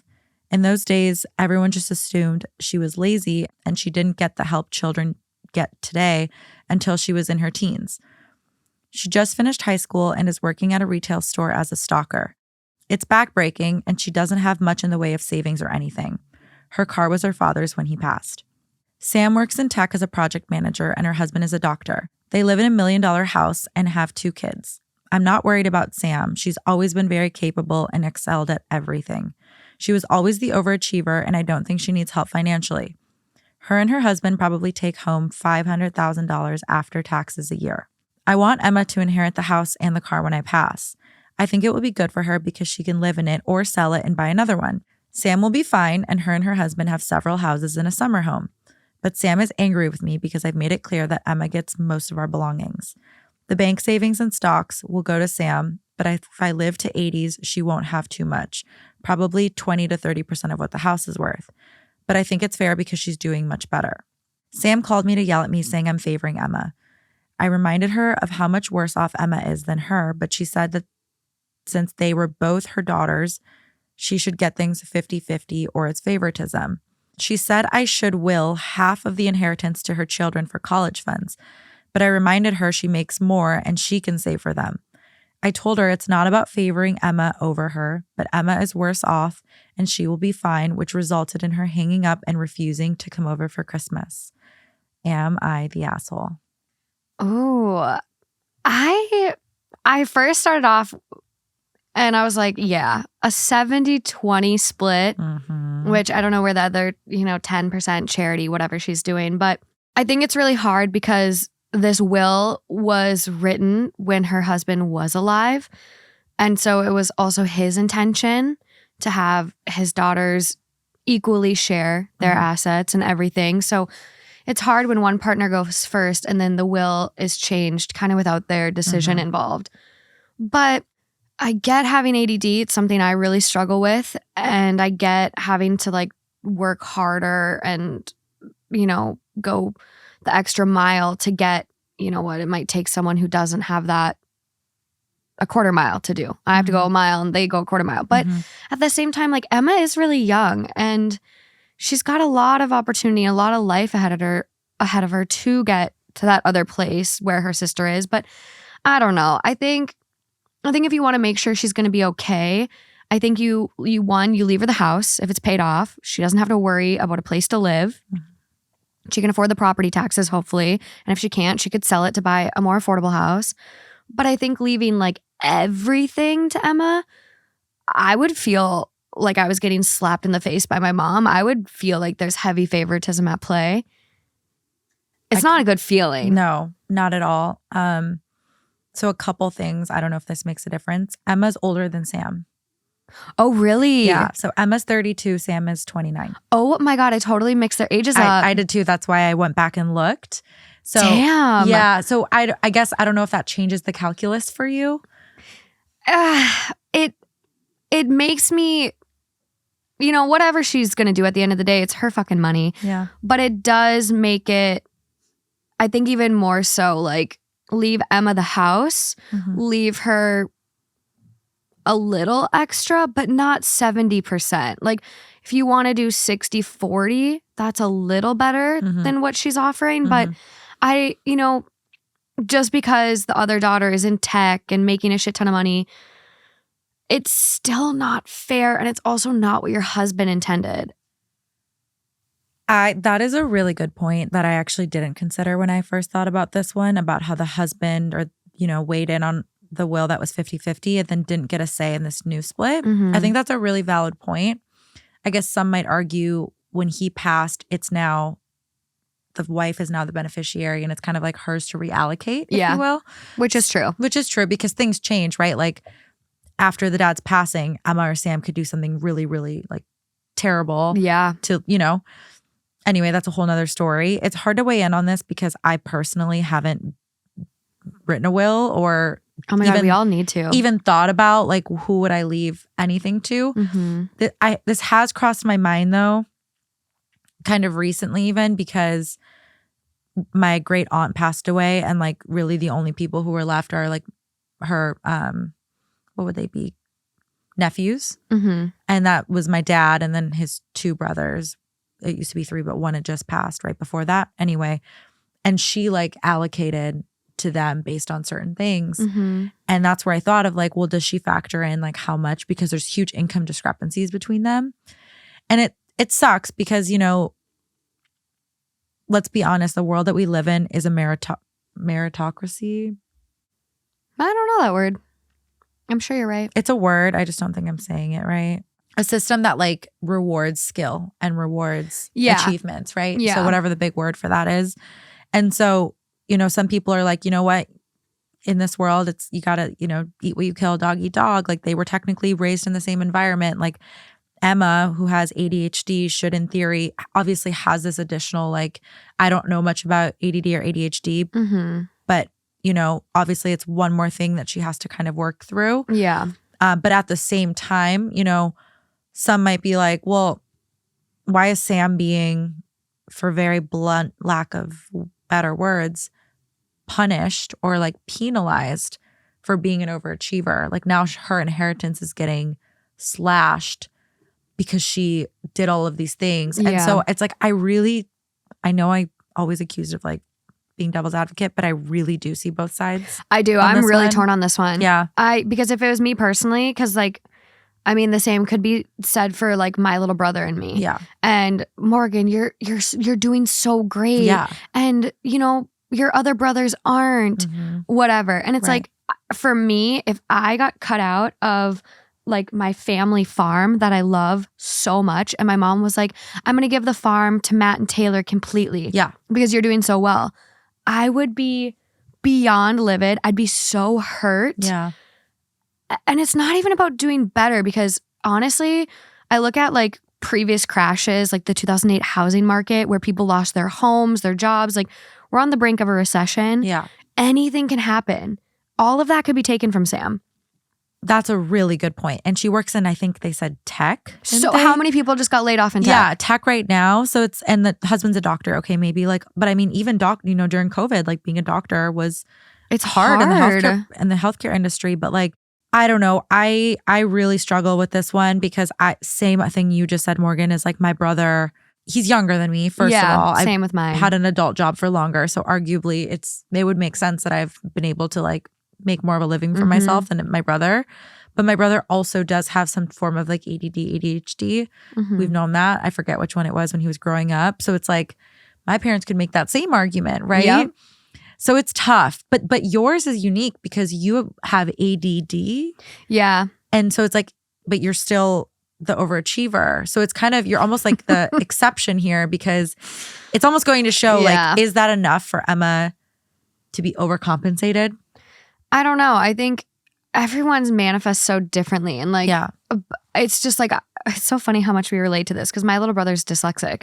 So it's literally, it's preaching to the choir. And I think, like, is it worth 10% extra? Is it worth giving her the house? Because, okay, Sam has how many houses? 3 fucking houses. She's got a big ass mansion and a summer home. Several houses and a summer home. Yeah. So Sam doesn't need a fucking house. Yeah. So give Emma the house and then other stuff like divide a little more fairly, like 60-40. So this is where it's getting into the weeds. I think that is kind of the split. And I think that turns into a 7. That's what makes the 720. Oh, the house. I think because Emma gets the house and the car and then Sam gets 20 to 30%. How big is this house? Like, what are we talking here? Like, that's where I don't know. It's a 2-bedroom in like a suburb in Ohio, or is this like a mansion in the Hollywood Hills? I don't know. What are we talking house here, lady? I gotta know. I don't know. But let's dive into some comments. And I do this. Maybe the comments will get into this, but I do think that like the way that the mom did this wasn't great. So it doesn't feel great. It doesn't leave both daughters feeling loved and respected. I do appreciate the fact though that she told them up front, and so this isn't something that like comes to light when she dies. True. Because so they have to duke it out now. Yeah, because that's one thing that tears families apart is like money and death and all the assets after. But money. I mean, it's tearing them apart now, so it's like, it doesn't really matter. For sure. Okay, top comment underwhelms me, to be honest. But I got 14,000 upvotes. And the comment is, might be better to put Emma's in a trust than give it to her outright.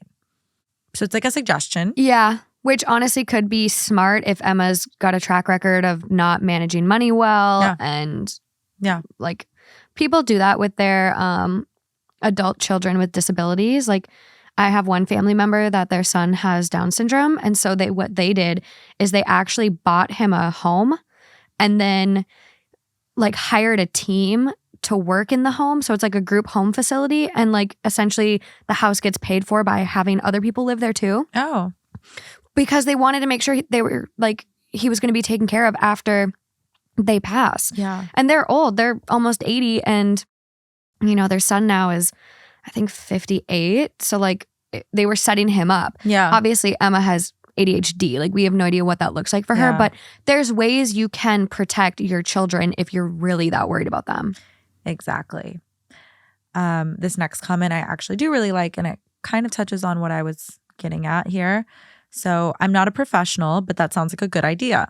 And they're responding to that comment of putting it in a trust. Yeah. Also, maybe it would have helped if OP had first invited the younger daughter being Sam, over for coffee and explained her predicament to her. Her daughter is also a mother and might be able to relate to the issue more than if she had thought of how she would feel if she had her own children in the similar situation. Yeah. Maybe the daughter would do something completely different, more along the lines of what she says would happen now. But it would open the discussion from a mothering view, not a daughtering one. OP could have at least had her over to chat in person now and talk to the mother side of her daughter, not the daughter side of her daughter. Not to persuade or change her mind, but to show it from a mother's perspective, whatever it is that the OP ends up doing. Yeah.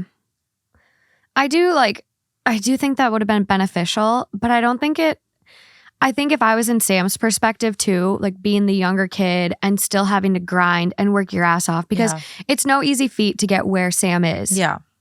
I mean, you got to grind in school. You got to grind up the corporate ladder. You have to work your ass off. It's not like she's had this smooth ride just because she doesn't have ADHD. Yeah. And from her perspective, it might feel like, well, fuck, why did I try so hard? Yeah. Why did I try so hard? That's what I mean about the system that rewards hard Yeah. work is like it. And a lot of people feel that way about like taxes, right? They're like, I make all this money, and then the more money you make, like especially in California, Yeah. like tax the top bracket, you know, Yeah. kind of different, but a little bit like similar parallels here, where it's absolutely. like you hit a certain threshold where now your success is being viewed as like a detriment, like in some ways, right? And the right perspective, I think, would be like, for me at least, I would be like, I know I'm doing really well.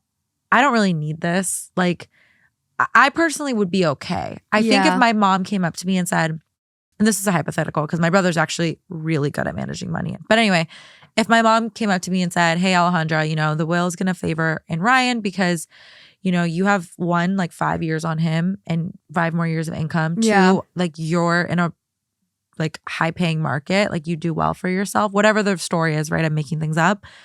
I would be like, you know what? You're right. Love my brother, want him to be set up for success. Yeah.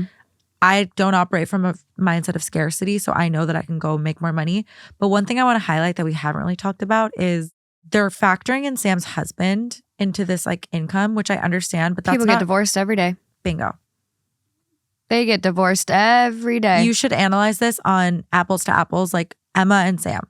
Don't count. I know she's married, so it's like a joint thing. Emma could marry a billionaire tomorrow. Emma could marry a billionaire tomorrow, You and don't know. Sam he could file for divorce tomorrow. Yeah, and Sam could have to pay alimony. You never know. You never know. So it's not fair to kind of like use the fact that her husband is a doctor.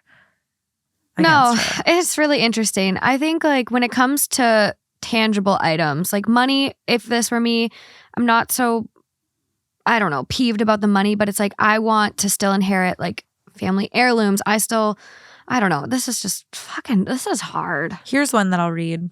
The most important thing in this issue isn't the money at all. That's a symbol of the inequality of care for the girls. It's the way the money's been wielded, is being wielded, and is to be wielded in ways that don't even seem to be trying to foster independence on the part of Emma, as much as being spent on her like attention or love. Paying half someone's rent is a way of helping, but also a way of fostering reliance on the one that is paying rent. Where is OP's plan to help foster independence? She hasn't mentioned one in her comment, and I've seen and asked if there was one. The OP says the bulk of her estate is mainly the house and the car, which are to be left to Emma. Sam gets the leftover stuff. Okay, how much is the car worth and how much is the house worth? Yeah. She has ADHD, which is a wild card. She could very well sell the house and spend the money, and then where will she be? Or she might just keep the house and live in it just fine. Who knows? What OP needs to be working on is less about the will and more about fostering Emma's independence and repairing her relationship with Sam. Absolutely. She's not really doing her best for either one of her daughters, just doing more of the same old, same old. Yeah, enabling. And I completely agree. It's hard not knowing really about what her ADHD looks like for her and her deficits and how she, functions on an occupational basis. But I don't think I can say it any better than that comment, honestly. Yeah. That was perfect. Because that's perfect. You got to set your kid up for success. And if it's no different than, if you do your son's laundry every day. Yeah. Are they ever going to learn how to do their laundry? No. Mm-mm. Why? They don't have to. No. So make sure Emma can take care of herself while you're still here. Mm-hmm. It's like that old, we all know it, like give a man a fish, he eats for a day. Yeah. Teach a man a fish, he eats for a lifetime. I probably butchered that. No, I think you had it right on. Really? Yeah. It's not a 2 Out Takes episode unless we butcher a saying though. Yeah, absolutely. So, we got to butcher one later then. But the consensus is that this is really split.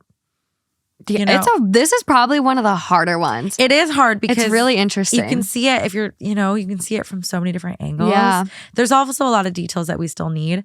But I think that last comment really hits on something that we didn't really hit on, is that like, it's kind of just throwing a bunch of money at her and hoping for the best. That's 1,000% what it feels like. Yeah. Instead of like devoting the resources to like, we don't know what it is that Emma struggles with in terms of her ADHD. Like, how is it affecting her? Does she have like impulsivity with money? Is she too focused to stick with a job? Like, we don't know. It, like you said, it manifests itself so differently. Everyone. Yeah. So until we as like the passive audience know those things, it's really hard to weigh in here. Yeah.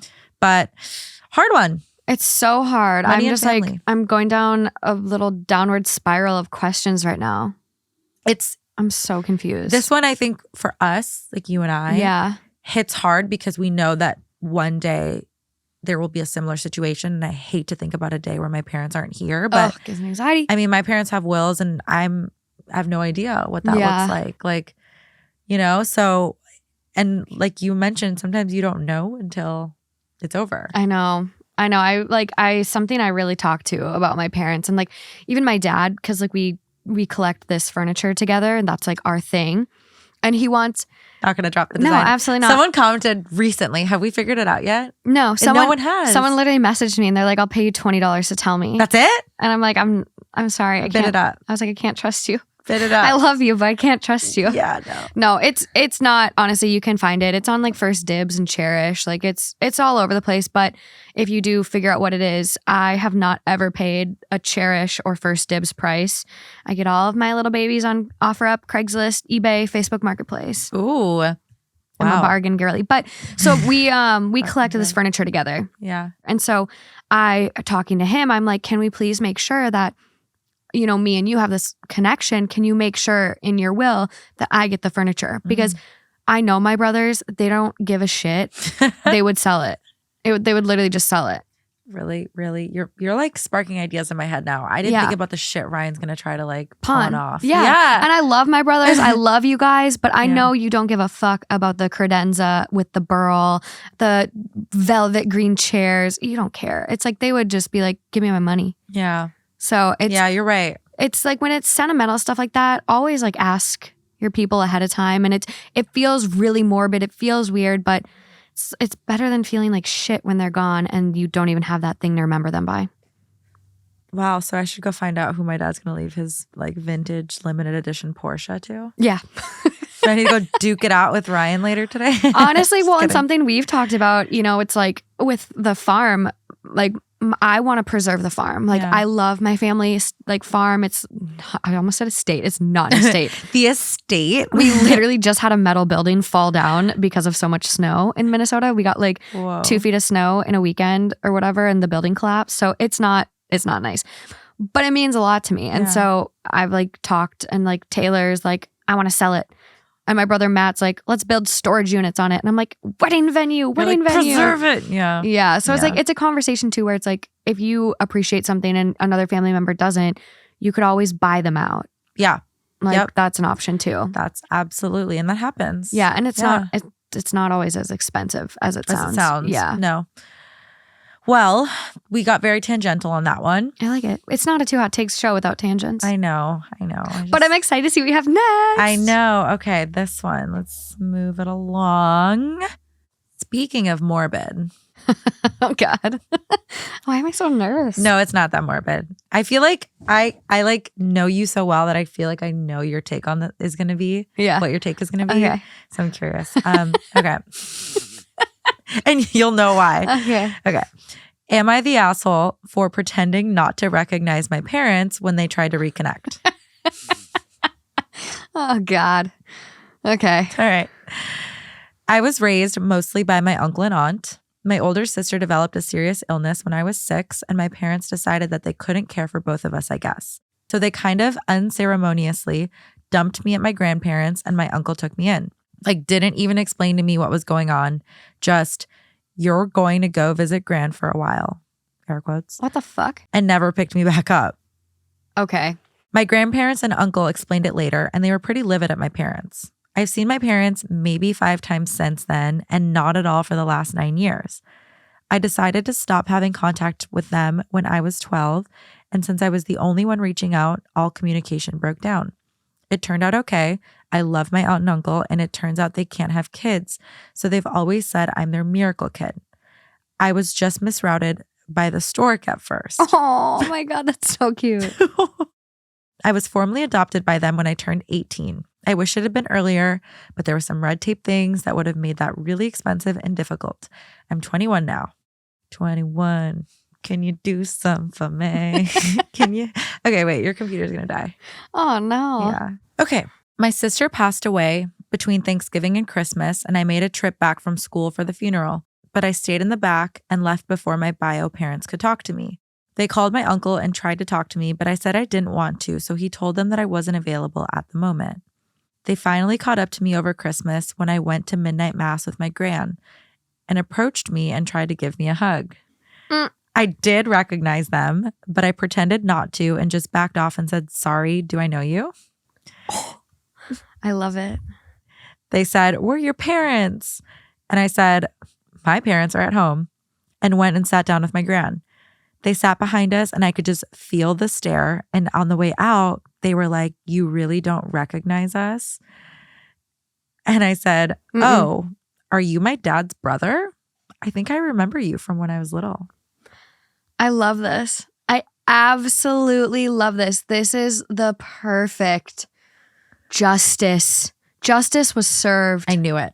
I love this. This is like the most wholesome fucking story for me. This is Morgan's wholesome. All right, let's close the loop. It's so sick. It's so twisted. My gran thinks they deserve it. Yes. Trying to come back to my life like nothing happened. But they wrote me a long letter about how hurt they are and how I should understand that they were trying to do the right thing and how they will always be my parents and I can't change that. Other family members think I was too harsh as they're grieving, but I don't think they should get a pass just because they remembered me now that my sister is gone. Yeah. No, they absolutely do not get a pass. When you choose to have kids, it doesn't matter if one becomes sick, you have kids, plural. And it's really, really hard.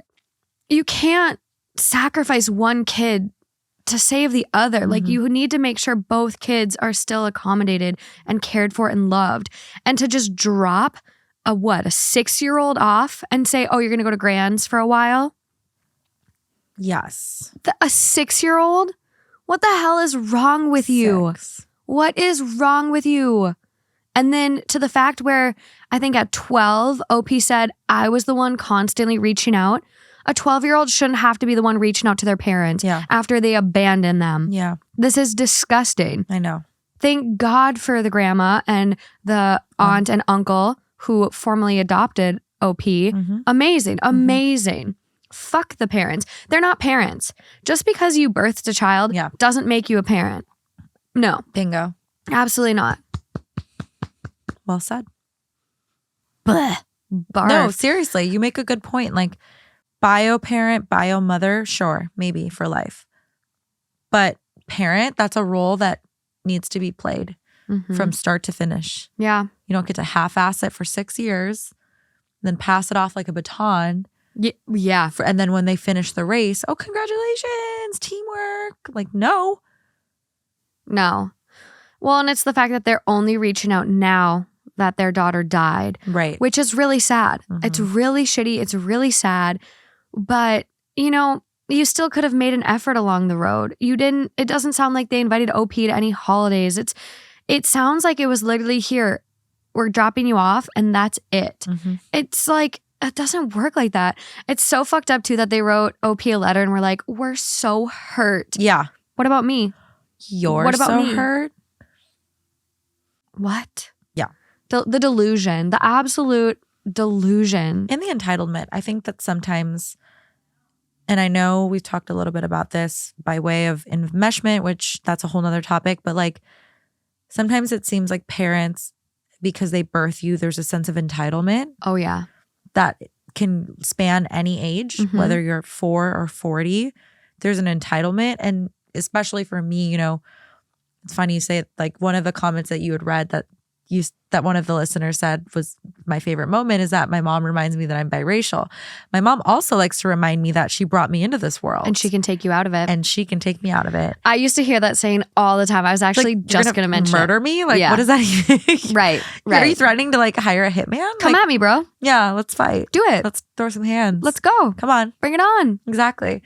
But you as won't do it. Especially like in like having a Latina mother, like I know anyone listening out there, there's like a little bit more of like a kind of a sense of like, the family's just very close in Latino communities. And sometimes your mother can be very like, I don't want to say overbearing, but kind of like very involved and very like, that's how my mom was always, at least for me. And some parents take it a little too far is where I'm going with this. And that's clear here with thinking that they can come back a decade later and essentially be like, "We are your parents." Like that's a title that you forfeited. Yeah, they did. I'm so happy for OP in the sense that I, if it were me, that moment would feel so satisfying to be able to be like, who are you? To play dumb, I would I knew it. I would get such satisfaction out of that. And I honestly hope it gives OP some closure too. Yeah. Like yeah. I hope it, because they didn't have an easy life. Yes, it ended up okay. And they had other amazing family that, took them in, and maybe they even had a better life and a better childhood. Because it almost like, it reminds you of like My Sister's Keeper almost, where I didn't see that. it was like an older movie where this couple found out their daughter was really sick, and so they had another daughter to essentially be their other daughter's like organ donor and like blood marrow donor. It's a really interesting movie, but the other kids in the family, like their lives suffered because of the one that was sick. And that's understandable. Like if you have one sick child, you obviously need to spend more time, more resources trying to get that child better, or making adaptations in your life so that child can still function and flourish and all these things. But again, it doesn't need to come necessarily at the complete disregard of your other kids. Yep. I guess we're kind of assuming, but you chose to have 2 children. You chose to have 2 children, and you know that nothing is guaranteed. And the older sister was not born with that illness, developed the illness. So it's like, you've already been raising 2 children. Like you said, you have to make adaptations to make it work. Life changes. People are not like static their whole lives. Like health and everything can fluctuate. I mean, it's irresponsible, to be honest with you. So yeah. What are the comments on this one? I feel like Reddit probably ate this shit up. they ate it. They ate no crumbs. All right. Top comment, not the asshole. Are you my dad's brother? Was pure class. It's iconic. 45,000 up for. Honestly, it's iconic. OP, if you're out there, you hear this, you are iconic. To be able to think that quick. I know. You know what? It's funny. And I'll read some of the clapbacks here because they're funny. But when you were talking about like a moment of closure, I know that everyone out there has fantasized about a moment where they left a bad breakup. I know it's different than this. These are like your parents. And you dream of that moment where you can like deny them, or they come up to you and they're like, "Ole, I've missed you," or something. And you're like, Who? Or you look around. Oh, are you talking to me? I think you have the wrong person. Yeah. Sorry, she's not here anymore. She can't come to the phone. Like everyone fantasizes about that moment. And I feel like similarly, they felt like they fantasized about the moment where they could kind of like, I don't want to say take their power back, like it's some like power struggle game. It kind of is deeper though. than that. Yeah. But the way that they wrote this, they felt rejection. They felt like their parents had abandoned them. They stopped reaching out because they were the only one making the effort. The beautiful thing is that this OP was like miracle child for their aunt uncle, which I think that's beautiful. It's beautiful. But so, are you my dad's brother? Pure class. And then someone says, and it's technically correct with the adoption. And someone said the best kind of correct. And then somebody linked r/accidental future karma, I think is what they meant to say. Yeah, I don't know. And then they said, actually, this one was intentional. And then this is a good one. Another comment says, yeah, their line of, we'll always be your parents and you can't change that. Well, actually, you can with this piece of paper. Yep. Absolutely can. The law begs to differ. Adoption. It's legally binding. Yep. Yeah. Mom, person who delivered me, you'll always be that person. But to wear the hat of parent, to own the title of my mom, no, you gave that up. Yeah. I love this. Sad, but it did have a happy ending. You had mentioned like a future karma. This is kind of that. Yeah. Like instant karma. Karmic justice. We love to see some poetic justice. Absolutely.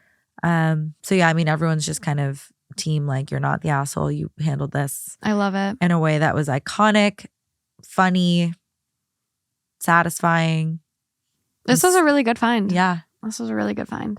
Thank you. Well, thank you. Thank you for coming on episode 100. Thank you for coming on the past, I don't know, probably 30, 25, whatever you've done. I wouldn't, like I said, I wouldn't be here without you. And I Aw. appreciate you so much. Love you. Oh, it's just so crazy. Crazy. Absolutely How's it crazy. feel to be in the hot seat?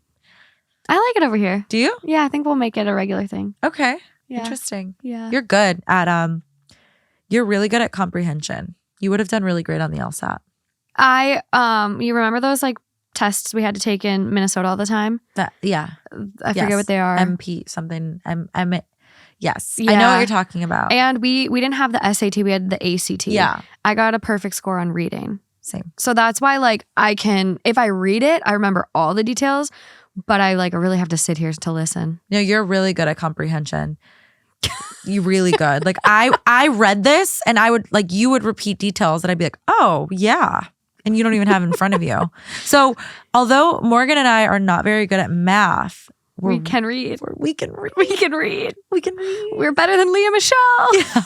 Oh my. Just kidding. Okay. Well, that's your segment. Hundo P. Bring in the next victim. Switch them out. Hello, everybody, and look at Morgan. I've actually hijacked the show from her today. Welcome to Am I the Asshole? Am I the asshole for hijacking the show? That's right. It's 2 hot takes. So, am I the asshole for hijacking her show? See, her show is totally different than FKS, but we're going to have fun. Now, one of the new things that goes on here, and she'll cut all this out, is I have never read a story. I'm dyslexic. So the story will probably get totally read backwards, which will be interesting. So this is, again, very unconventional show for 2 hot takes because I'm not as hot of a take as some of the other takers. Don't sell yourself short. You fire some people up sometimes. So this is a little different. I'm going to read to you guys, and trust me, this is going to be a real effort for me. I may, I like to be not pessimistic, but, it's going to be an experience. So, Well, before you get going, I just want to let you guys know, because I don't want to set myself up to be a failure. I'm trying to always do self-improvement. I'm really going to give this a shot and see if I can do it. AK, he's nervous and he's trying to warn you guys that because of his dyslexia, he's not the best reader. But you're pretty good, so you'll be okay. And I have some nice compliments to maybe pep you up a little. Oh, I can't wait to hear them. So I asked, and this is something I've been doing for everyone, what's your favorite dad moment on the show? And we have some responses. I can't wait. Did they watch my first show? The very first one you came on here? No, the very first 2 hot takes when we were in the other room. I'm sure they did, yeah. Well, You then- also have a lot of people that watch your own podcast, Your Father Knows Something. It's very clear in the responses. Okay. So everyone loves your socks. It comes up throughout a lot of these responses. So what socks do you have on today? Well, these are cabs, but I saw them as cars. You got to really hold it up. Oh, well, this will Really? be an interesting thing. I think love you New got it, York yeah. because New York have yellow cabs everywhere. I don't know if they have yellow Ubers. Maybe. Maybe. Yeah. Anyways, I love my socks, and I thought that we probably need to get some socks for Holly. We have Holly today, Yes, we have a little Holly. and maybe Morgan will somehow splice in a picture. I found a picture of Holly when she was like 6 weeks old. She's a little And- baby. No, and- she was 8 weeks. She We was waited 8 till weeks? 8 weeks. Okay. Everything. They love you in every episode you're on. Too many to say. Jerry is the GOAT.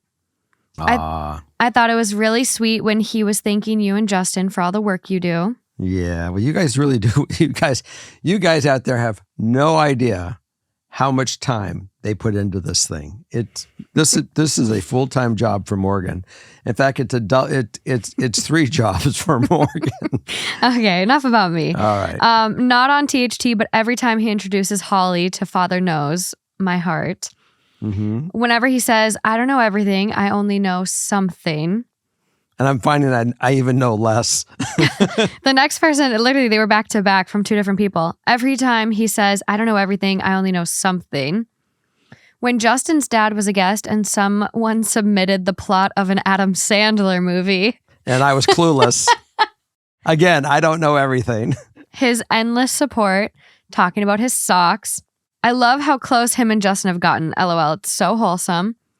All of them. I love every episode. But I've actually really loved Justin from the very beginning, way before the show. So that was a thing that really happened really in a wonderful way, especially, COVID, when we were stuck in the house for 4 weeks. We all just played beer pong. We played beer pong every We had day. nothing going on. It was great. When he was admiring Justin's dad on the podcast, the socks. When Jerry was counting in different languages. And getting it wrong. Getting every language wrong. Jerry, quote, do all things with elegance. I do believe in that. And by the way, there are a couple times that I have failed that, guys, and it's not good to let them get you. It is not good. When he sat down with Morgan, listened about the past, and apologized. Mm-hmm. Hashtag dad goals. Mm-hmm. Everything Jerry is literally perfect. Mm-mm. For me is when he talked about being a parent and said something that has stuck with me. What was that? He said, it is what you make it.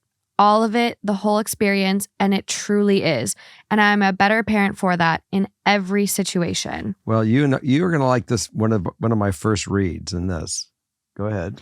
All of it. He's so freaking wholesome. His podcast always puts me in a better mood.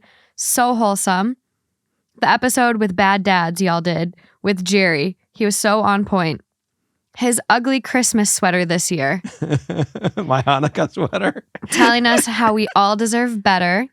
Yes. His socks and everything goes until I say I do. He is just so funny. All bets are off until you say I do. Yeah, the relationship one. Yep. When he talked about how happy he was to wake up in the middle of the night for you. Yeah, that was great.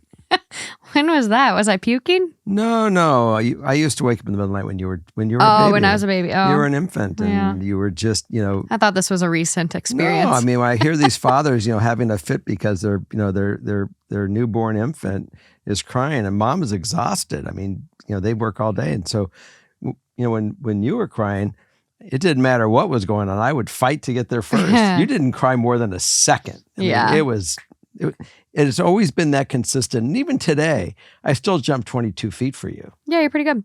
And last one I will read. Oh my God, this was at the live show in LA, but when he talked about the chin dildo. Well, coming from the man that had a chin dildo. Oh, thank That's a classic. We were waiting for that one. That's a classic. That was on your... I'm going to have to go buy another one of those and just wear it for the show. With the glasses. I mean, with the headlights. I feel like we would get pulled off of YouTube. Oh, then we won't do it. You could try it. We'll put it on one of the other. We'll send you there from one of the other platforms. You'll put it on your channel. I'll put it on my channel. It could go on your channel. Very funny. I can't take the risk. But that is all the responses I'm going to read. I just want to say thank you for coming on my show. You're welcome. And being a big part of it. Thank you for being in my life and being a big part of it. And when I first started this podcast, I mean, there's a lot of trying times and a lot of tears, a lot of tears, and just a lot of stuff that happened behind the scenes. And you came on and you were filling in the guest shoes and you made the show go on. So But I really I'd like to appreciate share it. something with everybody on that note. It just goes to show you that when things are really at odds and you just don't know what's going to happen, things work out. And as long as you just allow it, you will see it's all part of life. It's back to that same statement that someone said, you just got to live it. Yep. You got to experience it. On that note, I'm going to start my first read. Now, first of all, you all know the rules at FKS. I don't pick any of the stories. I don't want to know them before we read them. So Morgan really picked me to come on tonight to get even with me. Yeah, I sure did. And she says, I'm going to show him what to do. I'm going to let him see what he can figure it out. So he is going to go pick his own stories. I'm sorry ahead of time, guys. I have no idea what to expect here, but I had to hold true. I don't know what's coming, and here we go. It may be a disappointment to you. I'm going to do my best. So just know that I... Just shut up and read. You're fine. All right. You ready? You're fine. Okay. Somehow the story got mixed to the wrong one. Here we are. Okay, so it's, am I the asshole for moving to a hotel because my wife's family insisted I sleep on the couch. Now, I think I got that right. I didn't read it backwards. Couch on the sleep. So that was good news. Okay. My wife and I got married last summer. Her family lives across the country from us. So up until this point, I had never actually visited them. I had met them a handful of times, but we've always gotten along fine. They invited us to come visit and stay with them for a few days, and we took them up on the offer. We flew in yesterday. Everything went well. Her dad and I watched football. Well, that's fun to do. While she caught up with her mom and her sisters. And then we finally had a nice dinner. But things went south at the end of the night when it was made clear that they didn't want me sharing a bed with my wife while in their home. And that they expected me to sleep on the couch. Now, I would imagine Morgan does not want me to insert any of my comments yet, so I'm going to keep going. By the way, I had a handful of comments on this, but she won't let me do it. This is her show, and I got to behave. I honestly thought, what? You're still adding comments. I'm going to shut up and read. I love this show. I honestly thought they were joking at first, but they insisted we sleep separately. I had a problem with the implication that I shouldn't be allowed to sleep next to my wife. And also, I have a bad back, and the couch did not look at least bit comfortable. They didn't have a guest room. After arguing back and forth for a bit, I decided to leave and book a hotel. I told my wife she didn't have to come with me. She chose to stay, and I said I'll come back the next day. I went off to the Marriott about 10 miles away and got a good night's sleep, trying not to let the whole situation bother me. Hell yeah. This morning I called my wife. This can be interesting. This morning I called my wife asking when I should come by. She told me that, again, my brain is wandering. She told me that my parents want me to apologize for leaving the way that I did. I told her that I am willing to apologize to keep the peace, but they need to acknowledge that it wasn't appropriate to insist that I can't share a bed with my own wife. She said she'd talk to them and then call me back. Okay. About 10 minutes later, I hear back from her. She tells me that not only will they not apologize for it, go figure, they are now insisting that I need to come back and stay on the couch for the rest of our visit. If I don't agree to this, I'm not welcome back in the house. I'm pretty livid at this point. I told her that there is absolutely no chance that I will do that, and I am no longer willing to offer any sort of apology. This is a great negotiation. My wife's sisters are now bothering me, saying this is just the way their parents are, that my wife is very upset and I need to just give in and stay on the couch for the rest of the trip before it turns into something sort of a family feud. From my perspective, I didn't care what they think, and I'm willing to treat the rest of the trip as a solo vacation. Go sightseeing, meet my wife back at the airport at the end of the week. Am I the asshole? So how do we do this? Since I read it, I typically would go first. I try to let my guests go first, but sometimes my guests don't talk, and I have to kind of initiate the conversation. Well, you have no problem with me on that one. It sometimes doesn't come across that way in editing, and I feel like I'm talking a lot. So sorry if anyone else feels like that. It does happen. But not the asshole. I think this is a very weird request. It seems like they're having quite the pissing match between them. And it's weird. I think it's understandable if they weren't married. I know some people are traditional and blah, blah, blah, blah, blah. My mom was that way. And then I did get a hotel, and she came to the conclusion that she would rather spend more time with me than fight about my boyfriend sleeping on the couch. So she had to acquiesce. So the hotel worked. I'll put it that way.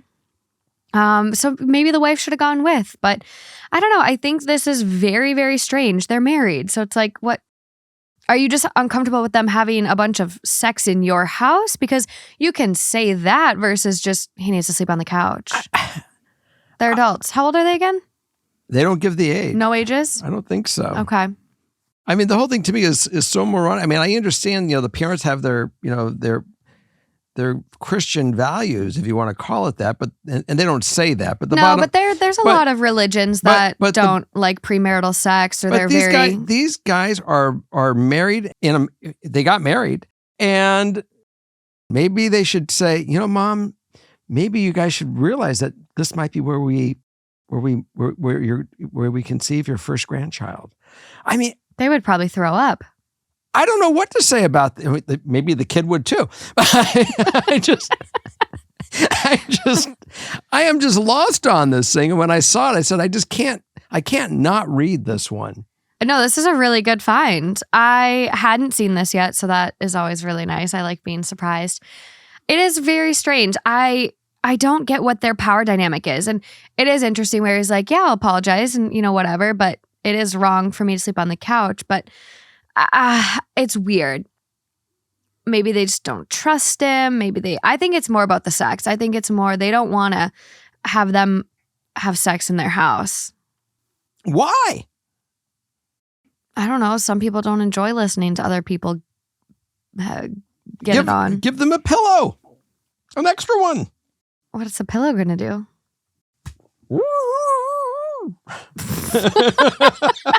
Okay. I don't know.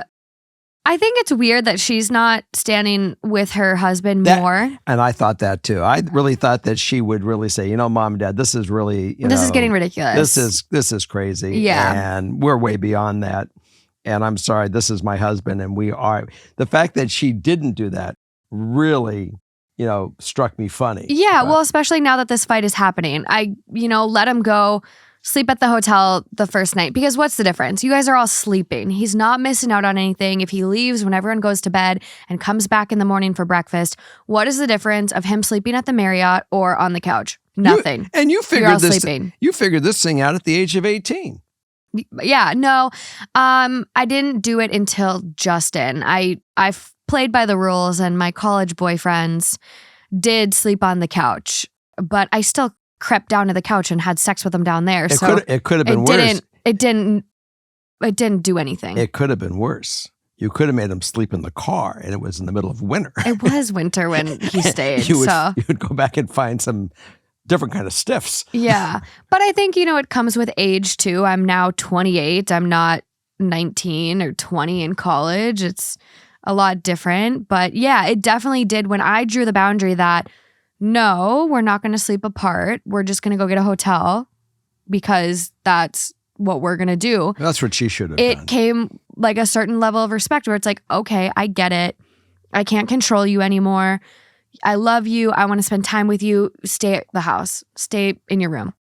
Well, that's what should have had absolutely here. And I think that she would have been smarter if she went along with her husband. I do too. And I think now, even after the fact that this is becoming a thing and they're like, he must stay on the couch, I would say, you know what, Mom and Dad, I love you. We're going to enjoy the rest of our trip, but I'll be staying at the hotel with him and we'll be coming back every morning. Yeah. If you want to see us, we'll come back. It's not a big deal. This is all about power. This is power and control, and it's bullshit. Weird power dynamic. Okay, what does the top comment say? The top comment. Where do I find that? Just scroll down a little bit. Not the asshole. Your in-laws are abhorrent hosts. Is that correct? Yeah. It's their house, their rules, and their rules are stupid. Rather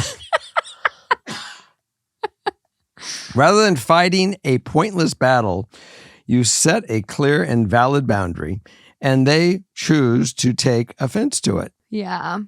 They want you to stay on their couch because back to the same thing. It's a power play. Your staying in the hotel takes that power away. I thought that was beautiful, by the way. So good. And they can't handle it. In fact, that your wife doesn't have your back, this is a giant red flag. Good luck. And we nailed it. We nailed it. I feel very accomplished. Is there another comment down from that? I believe there is. What does it say? I just saw a similar story like this on Pretty Revenge. Wait until they come visit you. Offer them a place to stay, but you insist your father-in-law sleep on the couch. Your house rules. Your house, your rules. I'd get behind that. I would actually really force the parents to have to sleep together because he might like the fact he doesn't have to sleep with her. I don't know. But I would give them a tent in the backyard. We don't have a guest room. We have the tent for you in the backyard, and we'll bring you coffee in the morning. That's what I would do. Yeah, that might be going a little too far. And if you leave, you're not welcome back. Do you see any comments with big red boxes? Big red boxes? I don't see a big red box. Someone said, I see the word in bold. I want to inflict some discomfort. This is what happens when you refuse to let total control freaks control you. They lose their shit. They couldn't handle OP sleeping in a hotel and being perfectly at ease and comfortable. They wanted to inflict some discomfort on him, and he refused to play along. Yes. Yeah, I think all the comments here really nail it. I think it is a weird power dynamic. Maybe they're traditional, but at this point they're married. We do see this a lot on Reddit though, where couples are unengaged and their parents won't let them sleep together. And so I get that, but for these two, they're already married. It's totally a power dynamic. Oh, you got more? I got more. Okay. This was a part of the writing that I need to bring out. You're early in your marriage. You've taken the first steps in letting the in-laws know you have backbone. Don't quit now. Their daughter married a man, not a doormat. I think like that was the most perfect thing that I took away from this thing. And I really do want everyone to digest that one and our listeners. Yeah. And it's really hard. And this is something that I think I've personally really struggled with. And I don't know if maybe there's some people out there that have had an easy time with this and can tell me how, but I think there's this really interesting transition in your late 20s with your in-laws or your boyfriend's parents or whoever, your partner's family. And it's really interesting because I've always felt like, who am I to be able to establish a boundary with them? They're older than me. This is my boyfriend's parents. This is my, my partner's family. Who am I to say something or set a boundary? But the reality is, as we age and get older and get married or are with our partners long term, we're on the same level as their parents. We have every right to draw a boundary and hold fast to what we want and things like that. So this situation, he absolutely is right in not being a doormat. And a term on Reddit that we often see is oh, you have a shiny spine, huh? You have that shiny new silver spine because it's nice and strong. And I'm glad he found his, and I hope he doesn't lose it. Well, I have a story I could share with you. Oh, you do? Oh, yeah. Okay. So you may be aware, I've only been engaged once in my life. Yeah. And when I went to go meet her parents, or I went to her parents to ask her father for her hand, actually. And they said, yes. They were it was from the deep South. They were very, God-fearing family. And when I went to go to, and we kind of lived together for the most part before, for a period of 3 or 4 months. Okay. And when I went to her house, all her brothers and brother-in-law and father said, you got to take him snipe hunting. Now they knew we were going to sleep together in the room, but what they were going to do is they were going to take me out snipe hunting and told me how wonderful it is. And you got to get a paper bag and we're going to take you out in the woods and you got to catch these snipes. Because what are snipes? It's a good question. I had a feeling snipes were bullshit. They were make-believe birds. They were going to take me out in the forest, get me out there in the middle of nowhere and abandon me and let me figure out how to get home that night. Oh, is that what they did? They did. However, because I had a feeling that's what this was all about. You just walked to the road and hitchhiked to a hotel? I went out with them. I knew exactly where I was the whole time. And my fiance at the time also, I told her what I'm doing. And I said, wait, I'll be back in an hour. And she says, you do know what they're up to? I said, absolutely, I know what they're up to. And so we went about 2 miles out. I immediately went back to the house, got back in about 45 minutes, maybe it was an hour. And no problem, straight, boom, full moon, bam, back. Okay, cool. And And so when they came back in, they were drinking beer downstairs, laughing, and we were upstairs having our good time. And I said, I think it's time to go out there and say, where is he? And make them go back out because they're drunk off their asses. Let them go out and find me because I'm lost in the woods and I'm going to get hurt and get eaten by fire ants or something. From snipes. And she sent them back out. They were out till 7 a.m. looking for me. Oh my God. That's some karma. So there you go. That was my story of in-laws and bedrooms. Yeah, I like that. Okay. Well, I'm glad I got to share that story with you. Okay. Well, you got another one. I do. Okay. Number 2. Okay. I'm ready. Okay. It also has some of these wonderful little things. This one says, this is the poop knife award. Oh, wow. Remember the poop? Yeah, that I could never understand. That's another Two Hot Takes classic. Yes. I'm the disappointed award. Oh, I'm God. not mad. I'm just disappointed. Okay. I don't know if that's good or bad. That's not. Read the title. Now I'm scared. Face palm award. Oh, God. Yeah. Okay. Read the title. Am I the asshole for leaving my son's wedding after he denied his stepmom the mother-son dance? Probably. Okay. Let's go on. Okay. Here we go. My son Jordan is 27. His stepmom, Natalie, came into his life when he was 16. So 11 years ago. His mom had passed away when he was 13, never really considered Natalie as his mom. He refused to let her get close and shut down every attempt to have a close relationship. He even moved in with his aunt months after Natalie and I got married. As years went by, they started reconciling and seeing each other more often. He invited us to his wedding, which took place days ago. We got there and the atmosphere was great until later I found out that Jordan had denied Natalie a mother-son dance, instead chose his aunt to dance with him. Natalie told me this minutes later, and I couldn't help feel irritated and quite upset. I decided to get up and leave, and we both left. I got calls from my family after they saw me leave. Jordan called later and I told him why I did it.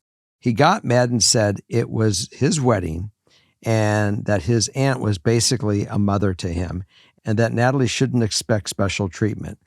But it's not a special treatment, but a tradition. Besides that, he hurt her feelings for no reason other than for the sake of being malicious. He got offended and accused me of ruining his day and causing a scene. Now the family sided with him and said I shouldn't have left no matter what. I'm with the family. Natalie's not his mom. End of discussion. It's called a mother-son dance. Natalie's not his mom. What's not making sense here? What's not clicking in your head? This is a stepmom that came into his life when he was 16. Basically an adult. They're not close.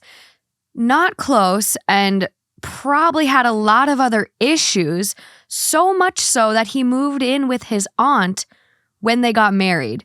There's a lot going on here that OP isn't telling us and trying to play the victim of, oh, he hurt my wife on his wedding day. God forbid. Grow the fuck up. Support your kid. Tell your wife that she's out of line for even being hurt. Like, be supportive. But don't ruin his fucking day. Don't be a douche of a dad.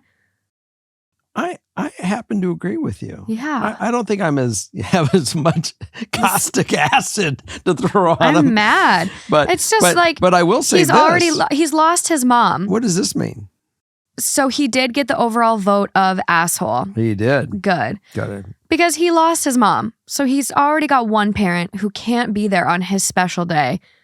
And then the other one just fucking leaves. I was just I curious. want to throw rocks at him. I just kind of curious why, she just didn't go up to him after, he was done with his aunt and say, can I have a dance with you afterwards? And not had a fit and not been childish and not made a big issue of it. Just accepted the fact, look, it's a wedding. And I understand that that you have a position of being married to his father and that he certainly was a part of your life for the last 11 years. You have 2 dads. Mm-hmm. And whatever you decide to do on your wedding, I'm okay with. I get you 365 days a year, basically, and I'm cool with whatever happens. With Matthew, it was the same thing. He had a wedding. I mean, it was his biological dad was there. He was asked to say something. I don't even remember if he did, but I know that I did. No, he wanted to beat you up because you gave the speech. But he was mad you gave the speech instead of him. But he could have got up and said something too. And well, he wasn't asked to give a speech either. So yeah, I think that's like a rational, supportive parent. Like a lot of good, healthy parents would think that same way. Mhm. But I think this is someone who wanted that recognition as, oh, she stepped in after such a tragic loss and she helped raise him. And I think she wanted that attention on her. And when it wasn't granted, she threw a fit. Well, that's not being a mom. No, but she's not a mom. She's not. But if she wanted to have that position, her position should have been total understanding, compassion, and just gone along with the flow. Yeah.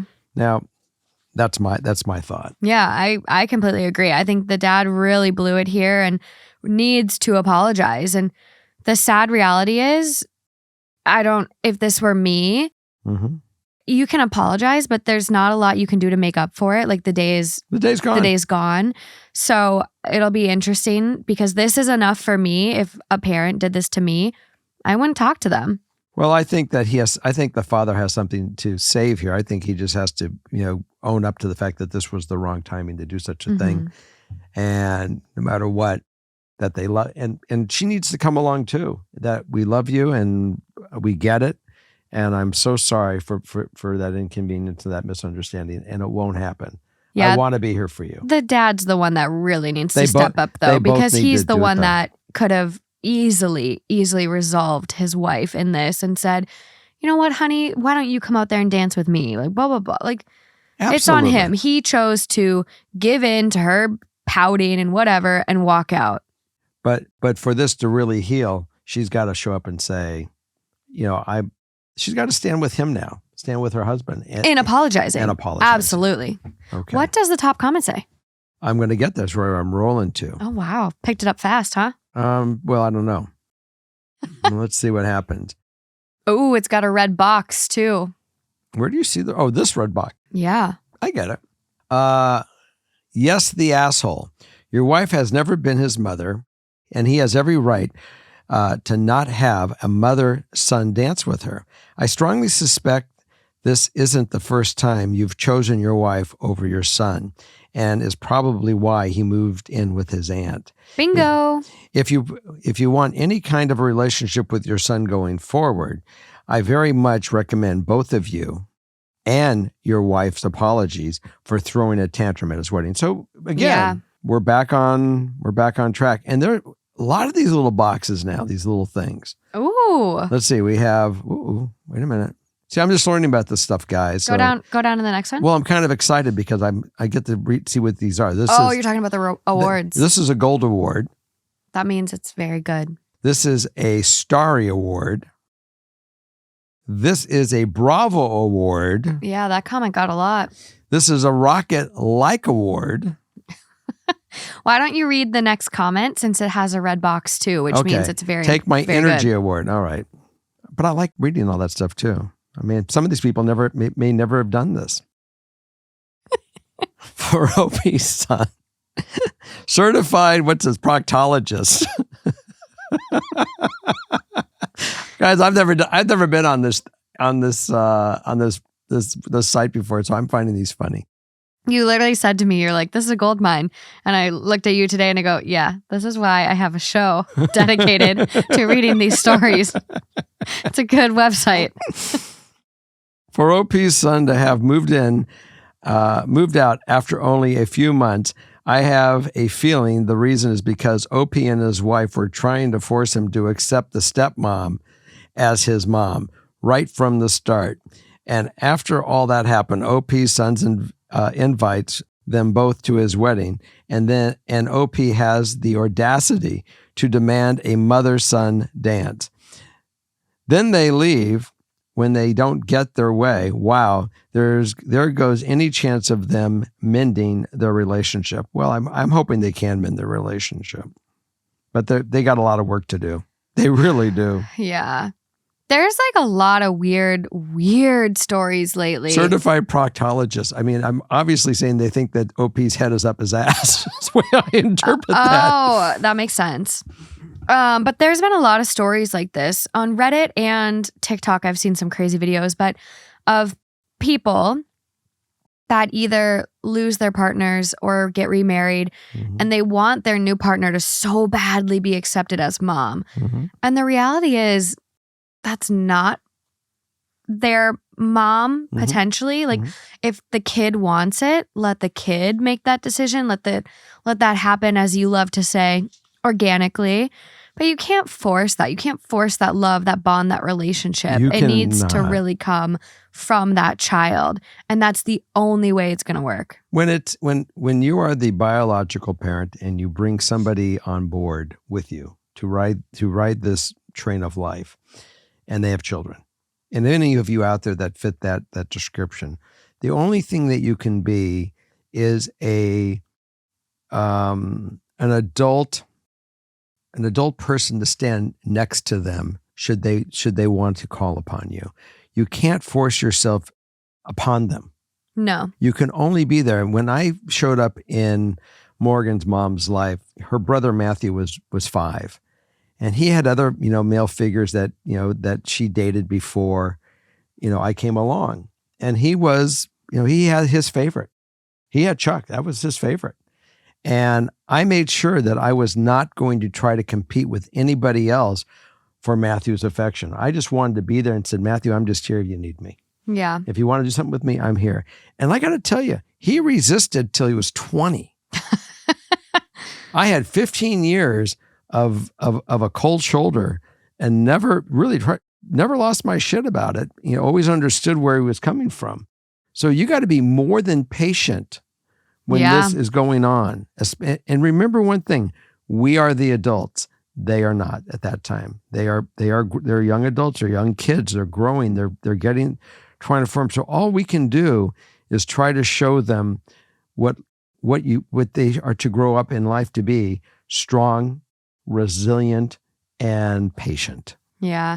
There's one TikTok I saw and it went pretty viral. And then the stitches and other people talking about it after were really crazy. But there was this story that a woman was sharing about her husband. And she started off by sharing pictures of this other woman pregnant.